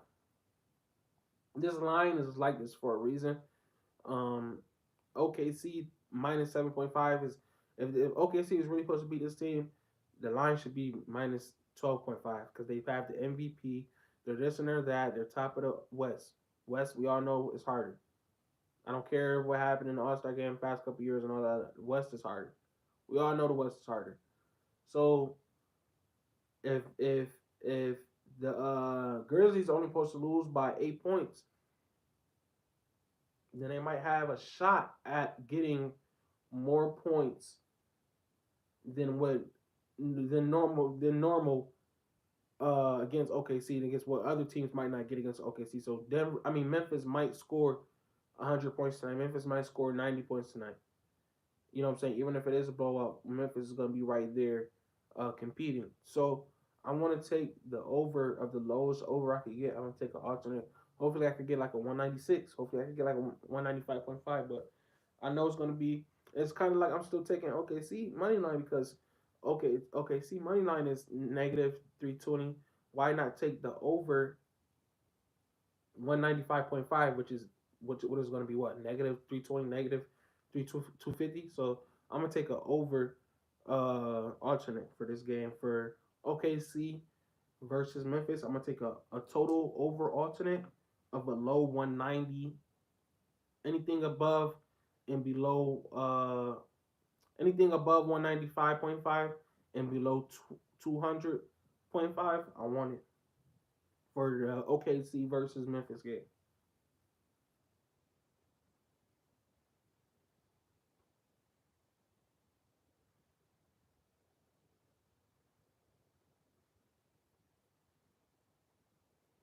So we're taking the total over the full game total over for OKC versus Memphis. The lowest one we could get between if we could find 195.5 or anything under 200.5. We want that over going over for the OKC Memphis. No fairness. We're not gonna really think about that game too much. Go down the rabbit hole. I'm gonna go join Stump the Spread after this, and then we're gonna wrap this live up. We're gonna go through Stump the Spread because I think it's some more college games Greedo didn't really go over with. The channels we reacted to today, because I gave credit to all the content creators that I react to. Joshy Gem God 1500 is his name on YouTube. That's what I started the live with. I went into started reacting to I don't know why I always be about to call him his rapper name. His name is Greedo Plays. Greedo Plays on YouTube. Greedo Plays. And then I'm gonna go to Stump the Spread. All one, no spaces. Stump the Spread, no spaces. I'm gonna go to his page next. And I appreciate these channels and their content. That line has shifted some, and I understand why. The Clippers versus Detroit. That's gonna be a good game. The Intuit Dome for the Los Angeles Clippers and the Detroit Pistons. Detroit is a 4.5-point favorite. I'm now seeing 5.5, so I guess that line has shifted some, and I understand why. The Clippers choked away a game that was right in their palms yesterday against the Phoenix Suns. Horrible loss. Now, we picked the Suns to win. I just didn't see it coming like that. This team was up huge at half. They were up by 20 plus at one point. They end up losing the game. They were up halfway through the third quarter by 20 points. No, with a minute left in the third quarter, they're up by 20 points. They lost to the Suns. The Suns bared down on defense in the fourth quarter, which they never do. Held the Clippers to 22 and outscored them by 21 points in the fourth quarter to win the basketball game. Shades of what the Suns did sometimes last year. Been very far and few in between since, obviously, but right on for Phoenix. Man, it's a good game. Detroit versus Clippers, man. We gotta pay attention because these teams been going crazy lately. So like all these points they be winning by and how much they be losing by, it matters a lot. And I understand why. The Clippers choked away a game that was right in their palms yesterday against the Phoenix Suns. Horrible loss. Now we picked the Y'all lost to Phoenix last night. Exactly. Clippers.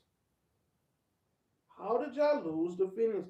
And this is one of them teams that the Clippers lose to the Phoenix, and then they'll come out and beat Detroit tonight.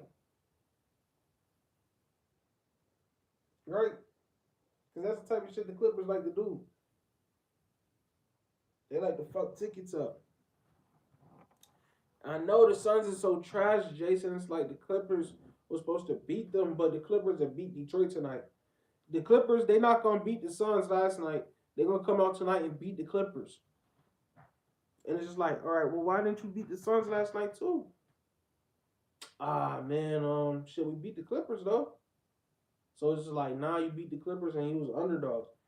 So for this pick right here, I'm going to do it again. I'm going to go for my bailout tool again. I'm going to choose. But I'm going to do it differently, though. Because I watched you Clippers. I know what you Clippers do. I know what you Clippers do. I'm gonna take the highest under I could take. So if they got like a 2, they might have one because this is gonna be a good game. So they might have the alternate total at like 250, 260, I'm crazy. If I see a 270, it's over. Yo, Suns need to get with Bobo, but they don't want him, so they need to let him go. They need to let Bobo go play on a team that's gonna actually let Bobo get run. Like it's like teams that got dudes on their team that be really snapping, that really be blacking. It's a dude from my town. It's a dude from where I'm from. He go crazy. He snap, Jason. He go crazy. Like he be blacking. Like all he do is get a bucket. He in the league right now. It's a team in the league that don't want to give him no burn. The Suns don't want to give Bobo no burn because they paid Devin Booker to get burn and to get buckets. And Suns need to move on from Bobo if they're not gonna give him no burn, or move on from Devin Booker. The Suns really would be nice if they move on from Devin Booker. They got something going on with him. They like him. I don't know what's going on. If they were to move on from Devin Booker, bring in a player. What if the Suns traded Devin Booker for Lou Dort or somebody like that? Just a crazy example. I'm not saying, or Josh Giddey or somebody, or really got them a player like to match along with KD. Their whole roster will look different with somebody else. Bradley Beal will probably be, because I know the riff is between Bradley Beal and Devin Booker. It's not KD. It got something to do with Devin Booker. Because KD mad at the team too. It got something to do with Devin Booker. I know it is. He the only one that's not really saying that. The only one that don't feel the same type of way. Like it got something to do with Devin Booker. So y'all gotta move on from him. Yeah, Bill. Like they want them dudes to get the buckets because they paid them the money, but do y'all want to win, or do y'all want to see the people that y'all paid all this money to win? Y'all just want to see the people that y'all paid all the money to win, but that don't necessarily mean that you win because you paid this dude a certain amount of money. That don't mean that you're gonna win. You gotta go with the best player, and it's not like that in the league. You know what I'm saying? It's more so about their narrative and who they chose, and they chose Bill, Devin Booker, and KD. And every night they try to come and show us that it's gonna work, but we all know we didn't seen enough. Real fans, real handicappers, and sports bettors, we done all seen it. We didn't seen enough. We don't want to see that Suns lineup no more. This shit is ass. Shit is garbo. Shit Barsuda. Shit dookie. Trash. So for y'all to go out there and lose to them Clippers last night, I know you're going to try to come out and make a statement tonight against Detroit. Right? So give me the highest under I can take. Because it's going to be a defensive game. But it's going to be a good game, but there's going to be some defense to go along with it. Duran, Zubac. Who else be playing defense on these teams real good? I think Kawhi might be playing. Like, I like the highest under I could get. So I'm going to go to the highest total under I could get for Detroit versus Clippers.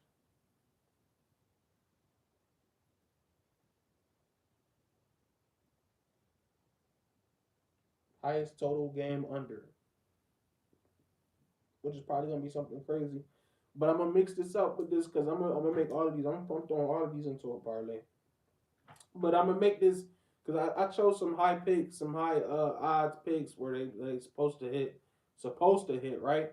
And I do that for a reason. When you come in my chat, in my or you pay for my consultation, I'll show you why I do these picks like this, and I choose the highest odds possible sometimes.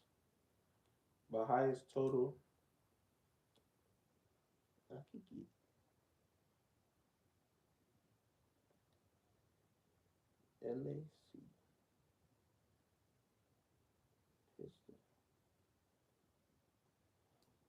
Right?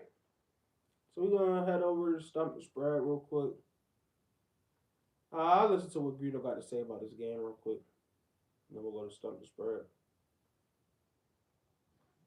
To the Intuit Dome for the Los Angeles Clippers and the Detroit Pistons. Detroit is a 4.5 point favorite. I'm now seeing 5.5, so I guess that line has shifted some, and I understand why. The Clippers choked away a game that was right in their palms yesterday against the Phoenix Suns. Horrible loss. Now, we picked the Suns to win. I just didn't see it coming like that. This team was up huge at half. They're up by 20 plus at one point. They end up losing the game. They were up halfway through the third quarter by 20 points. No, with a minute left in the third quarter, they're up by 20 points. They lost to the Suns. The Suns bared down on defense in the fourth quarter. I was up by third. I was like, wait, they're up by Suns 20 won? plus at one. Bro, I was watching the Clippers win. I didn't have a dog in a fight for that game. I was just watching that game because I knew it was going to be some bullshit. And I didn't feel like betting on the Suns. I just didn't want the Suns to make me mad last night. So then I was watching that game. And I'm like, all right, Clippers winning. Then I started scrolling. On social media and stuff on Instagram, Facebook, and all that shit, right? Then I see, a great win by the Suns. I start saying great comeback win by the Suns. I was like, oh my God. Ain't no way the Clippers lost to these niggas. That's what the Clippers do. Then the Clippers gonna come out tonight and they gonna win. Point. They end up losing the game. They were up I don't know halfway why. through the third quarter by 20 points. No, with a minute left in the third quarter, they're up by 20 points. They lost to the Suns. The Suns bared down on defense in the fourth quarter, which they never do. Held the Clippers to 22 and outscored them by 21 points in the fourth quarter to win the basketball game. Shades of what the Suns did sometimes last year. Been very far and few in between since, obviously, but right on for Phoenix. The Clippers just aren't that good right now. We've talked about their offensive struggles, and in the fourth quarter, when they needed to get a bucket, they simply put just couldn't buy one. And now with Norman Powell being out for weeks, this team's screwed. Norman's out for an extended period of time now. He tried to rush it back, I guess, against the Lakers. Maybe he did, maybe he didn't. Norman. See, I don't know no more. Oh, well, I'm taking. But Norman. See, for a second, I know I was talking about that under, but for a second, I started thinking about taking the Clippers to win. And then I heard that Norman, so I don't know no more. Good thing I listened to Greedo real quick, because I didn't know that about Norman was hurting. And I like Norman and James Harden, man. I don't know. As a Lakers fan, I am not supposed to feel how I feel about the Clippers and their team, because I'm a Lakers fan. But at the same time, I still be like, okay, Clippers, you know what I'm saying? They be getting with shit. You know what I'm saying? I just like how they run their team. But Detroit, man, y'all supposed to win this game. You know what I'm saying? Y'all supposed to really lock these niggas up. You feel me? So, yeah. Yeah, Clippers, yeah. We know Clippers. Oh, Chris Dunn. See, I don't know what y'all try to do with Chris Dunn Clippers. But he's not that guy, man. Chris Dunn, he's not that guy. There's no way Chris Dunn is shooting 3-4 times at the end of a game. There's just no way, bro. And I'm a Lakers fan telling you this.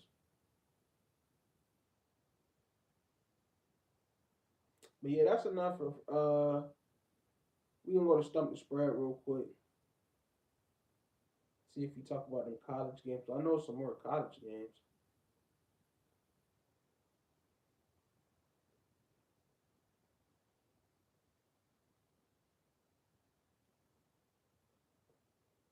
It's crazy out here, man. These games will have you going crazy, man. You wanna go crazy? Start sports betting. You wanna go absolutely batshit nuts? Go crazy. Talking about go crazy. You want to go? Bitches be talking about some, yappy. This and third, bitch. I don't care, bitch. Don't you know I just lost a parlay where I could have made $265,000? But you got care about what you talking about? I lost by 1 point. Bitch, I lost by 0.5. Bitch, I lost by 1 point. Do you really think I care about what you talk about? Bitch, I just could have got $250,000. I just lost by 1 point at the end of the game. You really think I give a fuck what you talking about? Yes or no? We're going to break down every NBA game tonight and a few of the biggest college basketball games on the slate. We're going to look at bets on the side and over-under, and make sure to check that pinned comment throughout the day to see if there are any changes as injury news and player availability is confirmed. Yesterday went pretty well, guys. We got off to a great start. We had Toronto +7. They eventually come away with the 114-113 win. Toronto, that game baby. winner did not look very pretty, but hey, it goes in. It counts. We had the Warriors +4.5. We jumped on that one early, got in there before the Karl Anthony Towns news broke, and Golden State ends up coming away with that 114-102 win. So good stuff there. We had the Cavaliers -12. That line, got a little bit higher. Cleveland eventually. I ain't even watched them spread yesterday. He had everything I had. All right, Portland, Boston, yeah. He said a little bit of college. He did a little bit. Okay. Michigan, Maryland. Here we go. Game fresh off of a, I would say a pretty decent win there on the road Maryland at Penn State. at Michigan, baby. You don't get no better than here this. Against a very far from full strength Clippers team. Obviously, the Clippers do have a cool home court advantage now, but I don't think that's going to be enough. Now, guys, changing gears here, switching over to college basketball. Looking at Greedo, this is something to pay attention to when you sports bet, because the line always changes. Greedo, on his page, he had that the Lakers were having a 5-point plus 4.5. They were laying a 4.5 plus 4 for 4.5, giving up 5 points against the Pistons. And then on Stump the Spreads page, who posted a little bit earlier than Greedo, a little bit like 12 hours ago, like kind of like yesterday, early this morning type shit. His line was plus 2.5 for the Clippers. So the line has been moving. The line has been moving in a direction to where they're saying that the Clippers might lose tonight. That's what Vegas is saying. That's what the professionals is saying. But sometimes they be lying. But I do think that Detroit played some great defense tonight. The Clippers play great defense, and it's just, I feel like that game, that's gonna be like a 2010-esque game, 2016, 15, like no, not 16, 15. That's gonna be like a old school type of 2010s type of Boston Celtics versus the Lakers type. If Kawhi playing, he gonna slow that game down. Kawhi, he get in, he like, nah, everybody clear out, slow down, give me my buckets. And then if the Pistons play, they gonna be on some defensive shit, trying to play defense on extra hard. Motherfucking K, he gonna do his little thing. You know what I'm saying? K'd always do his little thing. And then, you know what I'm saying? The rest of the Pistons, they gonna try to shoot their shots, but I don't think they gonna knock down a whole bunch of shots tonight, man. I think Clippers. I think the Clippers, we're not giving the Clippers enough credit. You know what I'm saying? They be doing all right, defensively and stuff like that. So I think the Clippers, and you know what I'm saying, they don't let it get too out of control tonight against Pistons. And I think, the Pistons, they scored, but I don't think it's gonna be like crazy type of scoring tonight from the Pistons and Clippers. Well, winning 5 out of their last 6 as they try and finish off the rate. All right, who won 5 out of that 6? The Clippers do have a cool home court advantage now, but I don't think that's going to be enough. Now, guys, changing gears here, switching over to college basketball, looking at number 13 Maryland going on the road to take on number 17 Michigan. Maryland comes into this game fresh off of a, I would say a pretty decent win there on the road at Penn State. They've been playing well, winning 5 out of their last 6 as they try and finish off their regular season strong. They're 12-6 in conference play. Very high up there in the standings in the Big Ten. I mean, I say very high. They're in 4th. So we'll see how things go down the stretch or, in their last couple games. Derek Queen, obviously a monster. This is an elite offensive team, but the rebounding numbers, they're good as well. The defense is very, very good, but this really hasn't been a squad that's found tons of success against the best teams, losing against Michigan State, Ohio State. They did beat Illinois, but that win doesn't look as great. Look, Maryland. Stop the spread about the front on y'all. He about to shit on y'all. He already did. Maryland, I believe in y'all. Queen, the other dude, that's wearing 10, the whole team. I believe in y'all. Y'all gotta come out tonight. Y'all gotta bring the pain. Y'all gotta bring that pain tonight. Y'all gotta get inside. Y'all gotta get rough. Y'all gotta dunk on some people. Y'all gotta make some threes.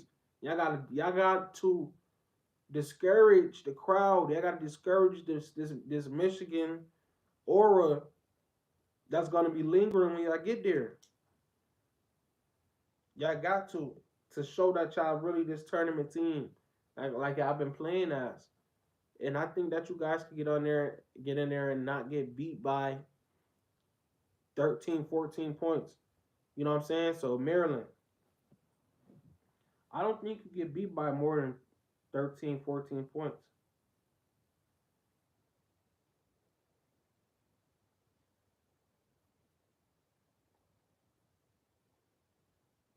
So I do like your spread. Maryland. They beat Wisconsin. That one still looks good, I suppose, but they still have yet to really prove to me how good they are. And they're going to get a chance here going on the road to take on the Michigan Wolverines, who are 22-7 on the season. They're fresh off of a tough loss there against Illinois, a 20-point blowout loss at home for Michigan. Not what a lot of people were seeing out there. So we'll see what they can do to bounce back in this one. I mean, Golden, obviously a monster, 16 points, 65% from the field. You don't see that every day. This is another very good rebounding and offensive team, but the defensive numbers leave a little bit to be desired. Michigan, Hey, guys, they're Queen. one. If Queen was to ever be listening to this right now, put your fucking elbow in Golden side. If you don't, 1.5 point favorites at home. We got a total of 154.5. put your elbow Maryland in only his 3-6 against spread on the road, 18-10 to the over. sharpest part of your Michigan elbow. 6-9 against spread at home, 16-13 to the over. So we'll see what we get in this game in terms of the side. You can kind of pick your own adventure here. I would lean maybe slightly towards Michigan, but I think the best value in this game is just hammer it on that over 154.5. I think we see plenty of offense in this game. Both these teams can get after it on that end of the court, and I think we see at least 160 total points in this game. Next on the docket, guys, probably I like that too, so I'm gonna try to get me a total over too.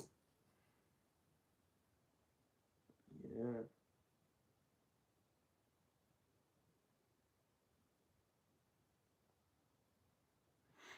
Yeah. Biggest game on the slate. We got number 5 Florida going on the road to Florida take on versus Bama, number baby. I knew it was a good game today. I knew it.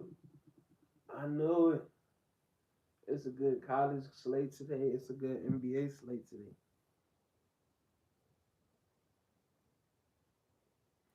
Florida versus motherfucking Bama. Jason, you still on here? They saying Florida versus Florida. They saying Alabama gonna win by 4 points. God damn, the total at 178. Oh Lord, I ain't playing games with niggas. Florida versus Bama at 178. Give me the highest under I could take. Give me the highest under I could take, man. I ain't even gonna be all that, man. I'm gonna keep it simple today, man. I'm gonna keep it simple, man. It's one of the ones.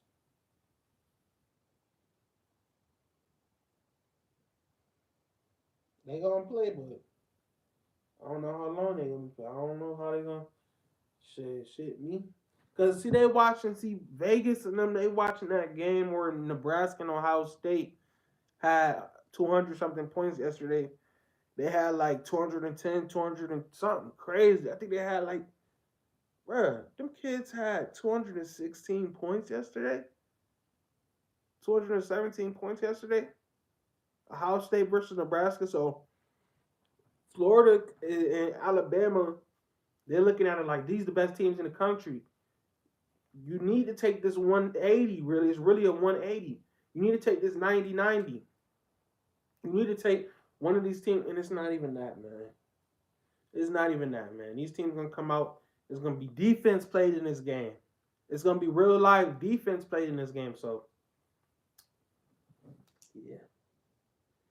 I'm not going to believe the hype. But these are great teams. But come on now. Let's be real. How many times does that happen? And look at the lengths that they had to go to make that happen last night.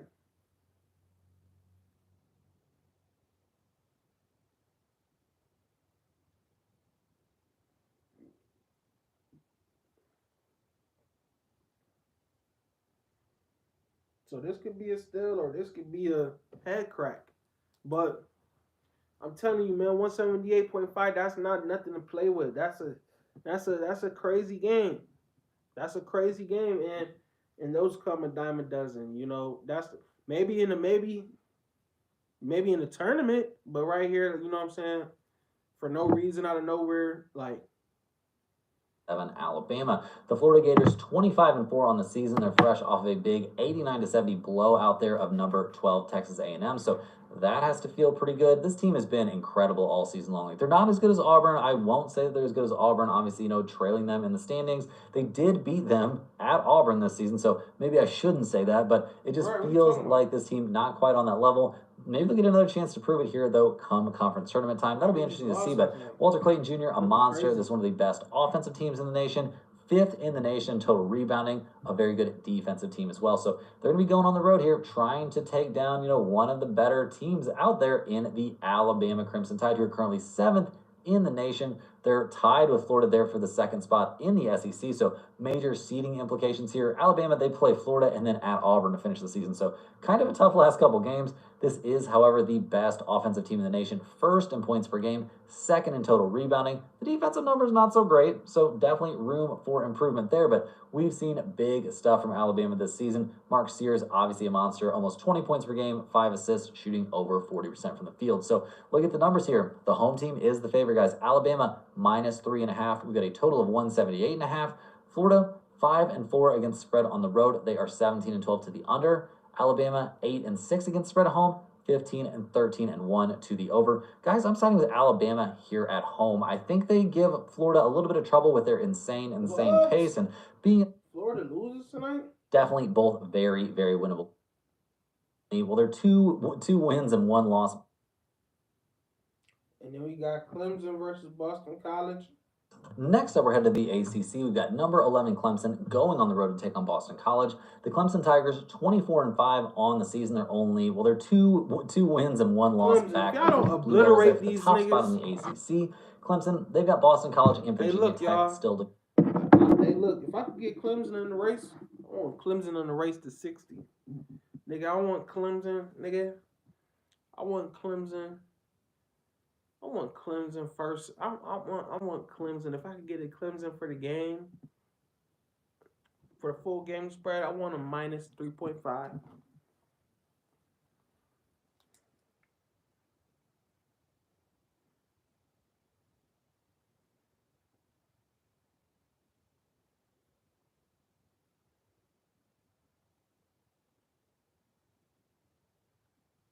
I might want a Clemson. I might want a Clemson first half overs, second half overs. I might want a Clemson. You know what I'm saying? So I want Clemson because I know that Clemson, they need to get that bucket and make a point. Go. Definitely both very, very winnable games. They've been playing great, guys. They're easily top 100 offensive team in the nation. They play very good defense. They can rebound the ball a little bit. I'm not in love with their rebounding. That's probably their bigger weakness. But with Chase Hunter out there scoring 16 points per game, shooting almost 50% from the field, there's a lot of things to like here about this squad. No doubt about that. A lot of very positive things to say about Clemson here. And they're going on the road to take on the Boston College Eagles, who aren't exactly killing it. They're 4-14 in ACC play. They've lost their last 2 in a row. They lost by 11 at Cal their last time out, so not exactly an amazing game. We do like what we've seen from Donald Hand Jr., although he's shooting under 40% from the field. He's still putting up 16, 17 points per game, so that's respectable. But overall, At Metro. Yeah, man, I like Clemson. I like Clemson winning by 4 points. I like Clemson first half overs. I like Clemson's overs and winning by 4 points in this game. Clemson, come take care of business. Don't play around. Don't try to look cute. Do what you do every game. Shoot the lights out. You know what I'm saying, Clemson? Do what you do every game. Shoot the lights out, man.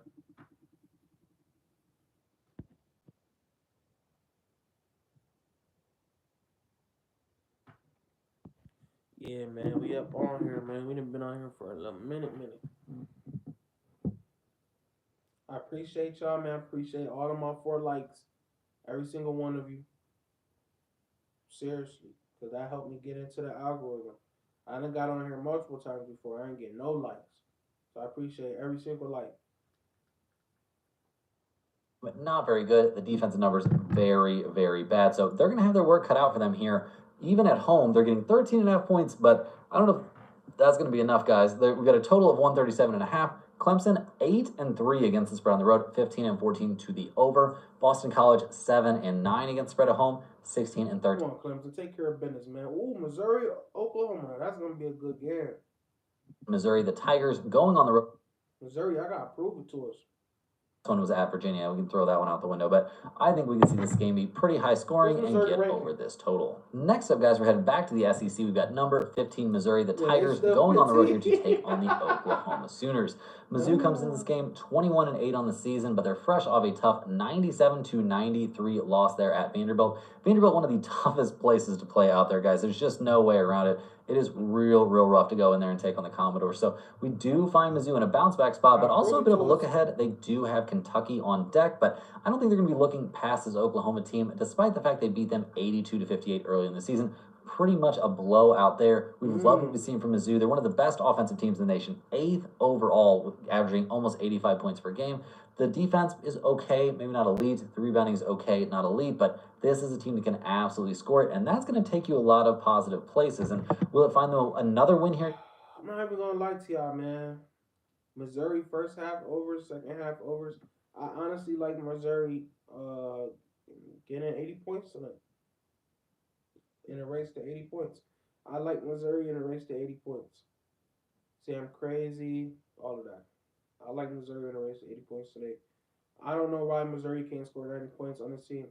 I don't know why Missouri can't just put it together and stop missing stupid shots and actually running some plays. Actually run some more screens. I should count. I shouldn't be able to count on my hands how many times you ran a play for Grill and ran some screens for Grill. Y'all should be running multiple screens from Grill from the beginning of the game to the end of the game. Multiple screens for Grill. I'm talking about actually running plays for dude inside. I forget dude name. I forget dude name. I think it's like 33 or something like that. The center. Y'all gotta run these plays for these guys. These guys are getting buckets for y'all. Perkins, step up. The other dude that be coming off the bench that be smacking threes, step up.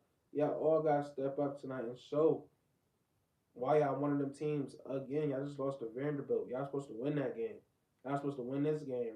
Y'all supposed to, and then after this game, y'all supposed to win against Kentucky. But y'all didn't. Y'all lost to Vanderbilt. Y'all took the night off.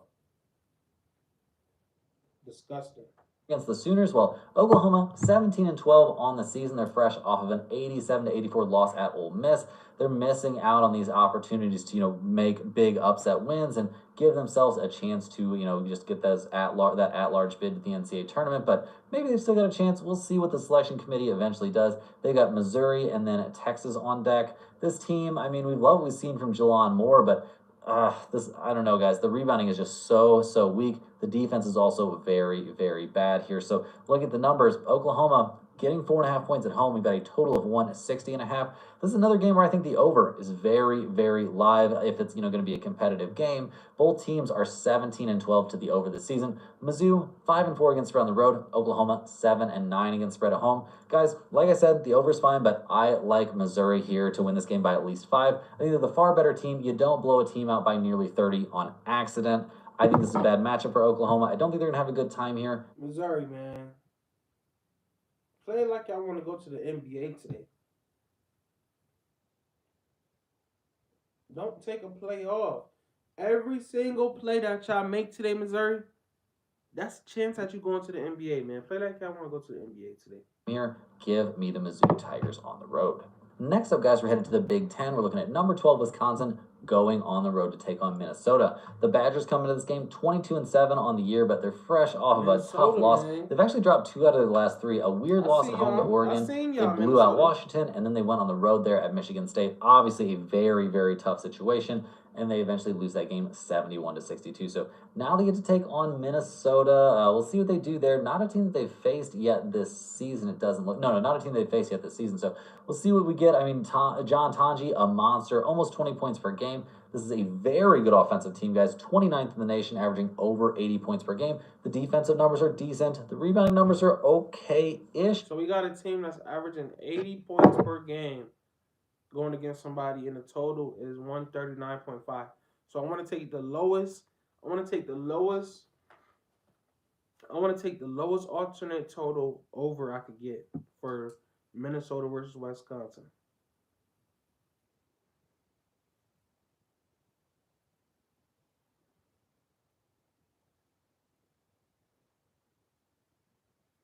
If I have a cushion under, if I got a 122.5, I'm taking it. Taking it over. If I got a 128.5, I'm taking it over for this game.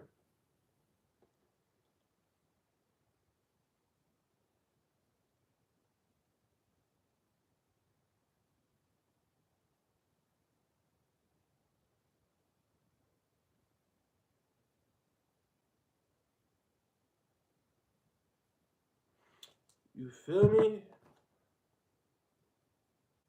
Marquette versus UConn.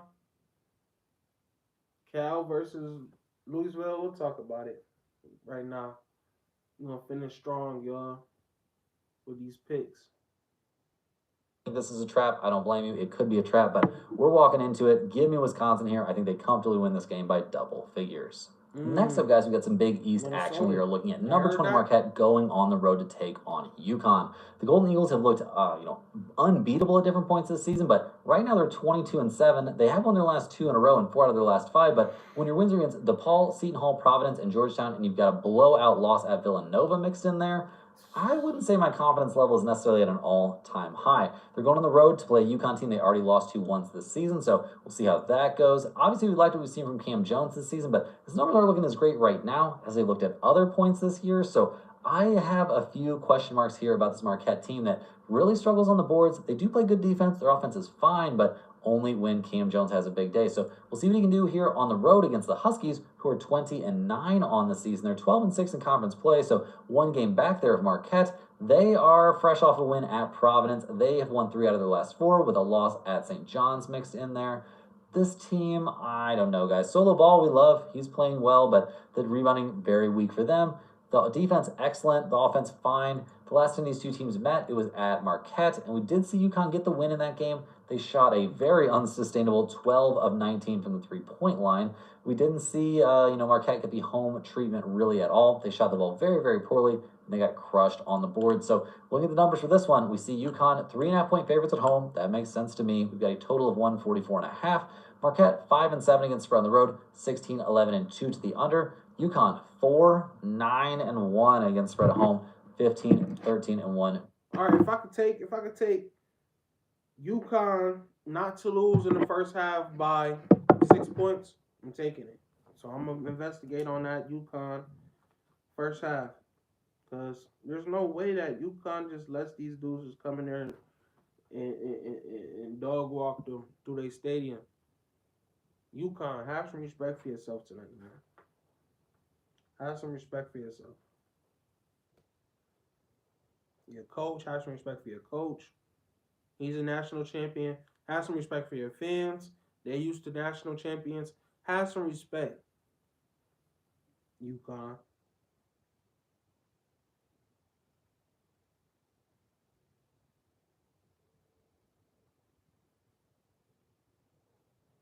Louisville versus Cal.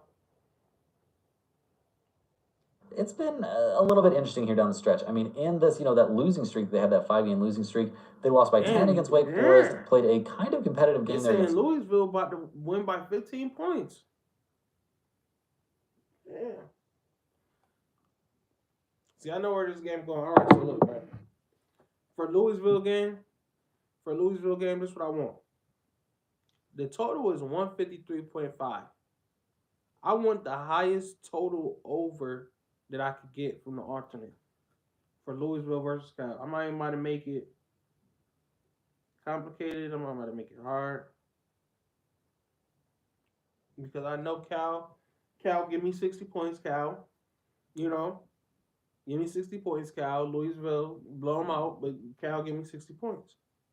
Come on. Let's go. Give me 60 points. And if it's the total over is too high, if it's something crazy like 130, it's probably gonna be something crazy like 130. Then I'm going to take the under, highest under I could take. So I'm gonna take a look at that total. Alternate.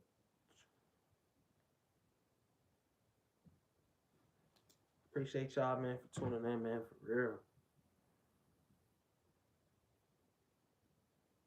But we gonna get up out of here though, man. I'm gonna be back on here later. We're gonna do a live like this again, man. I really do appreciate you. Shout out to LeBron. You got 50,000 points. That's absolutely insane. All right, so look, how safe is it? All right, y'all. Salute to y'all. I'm out.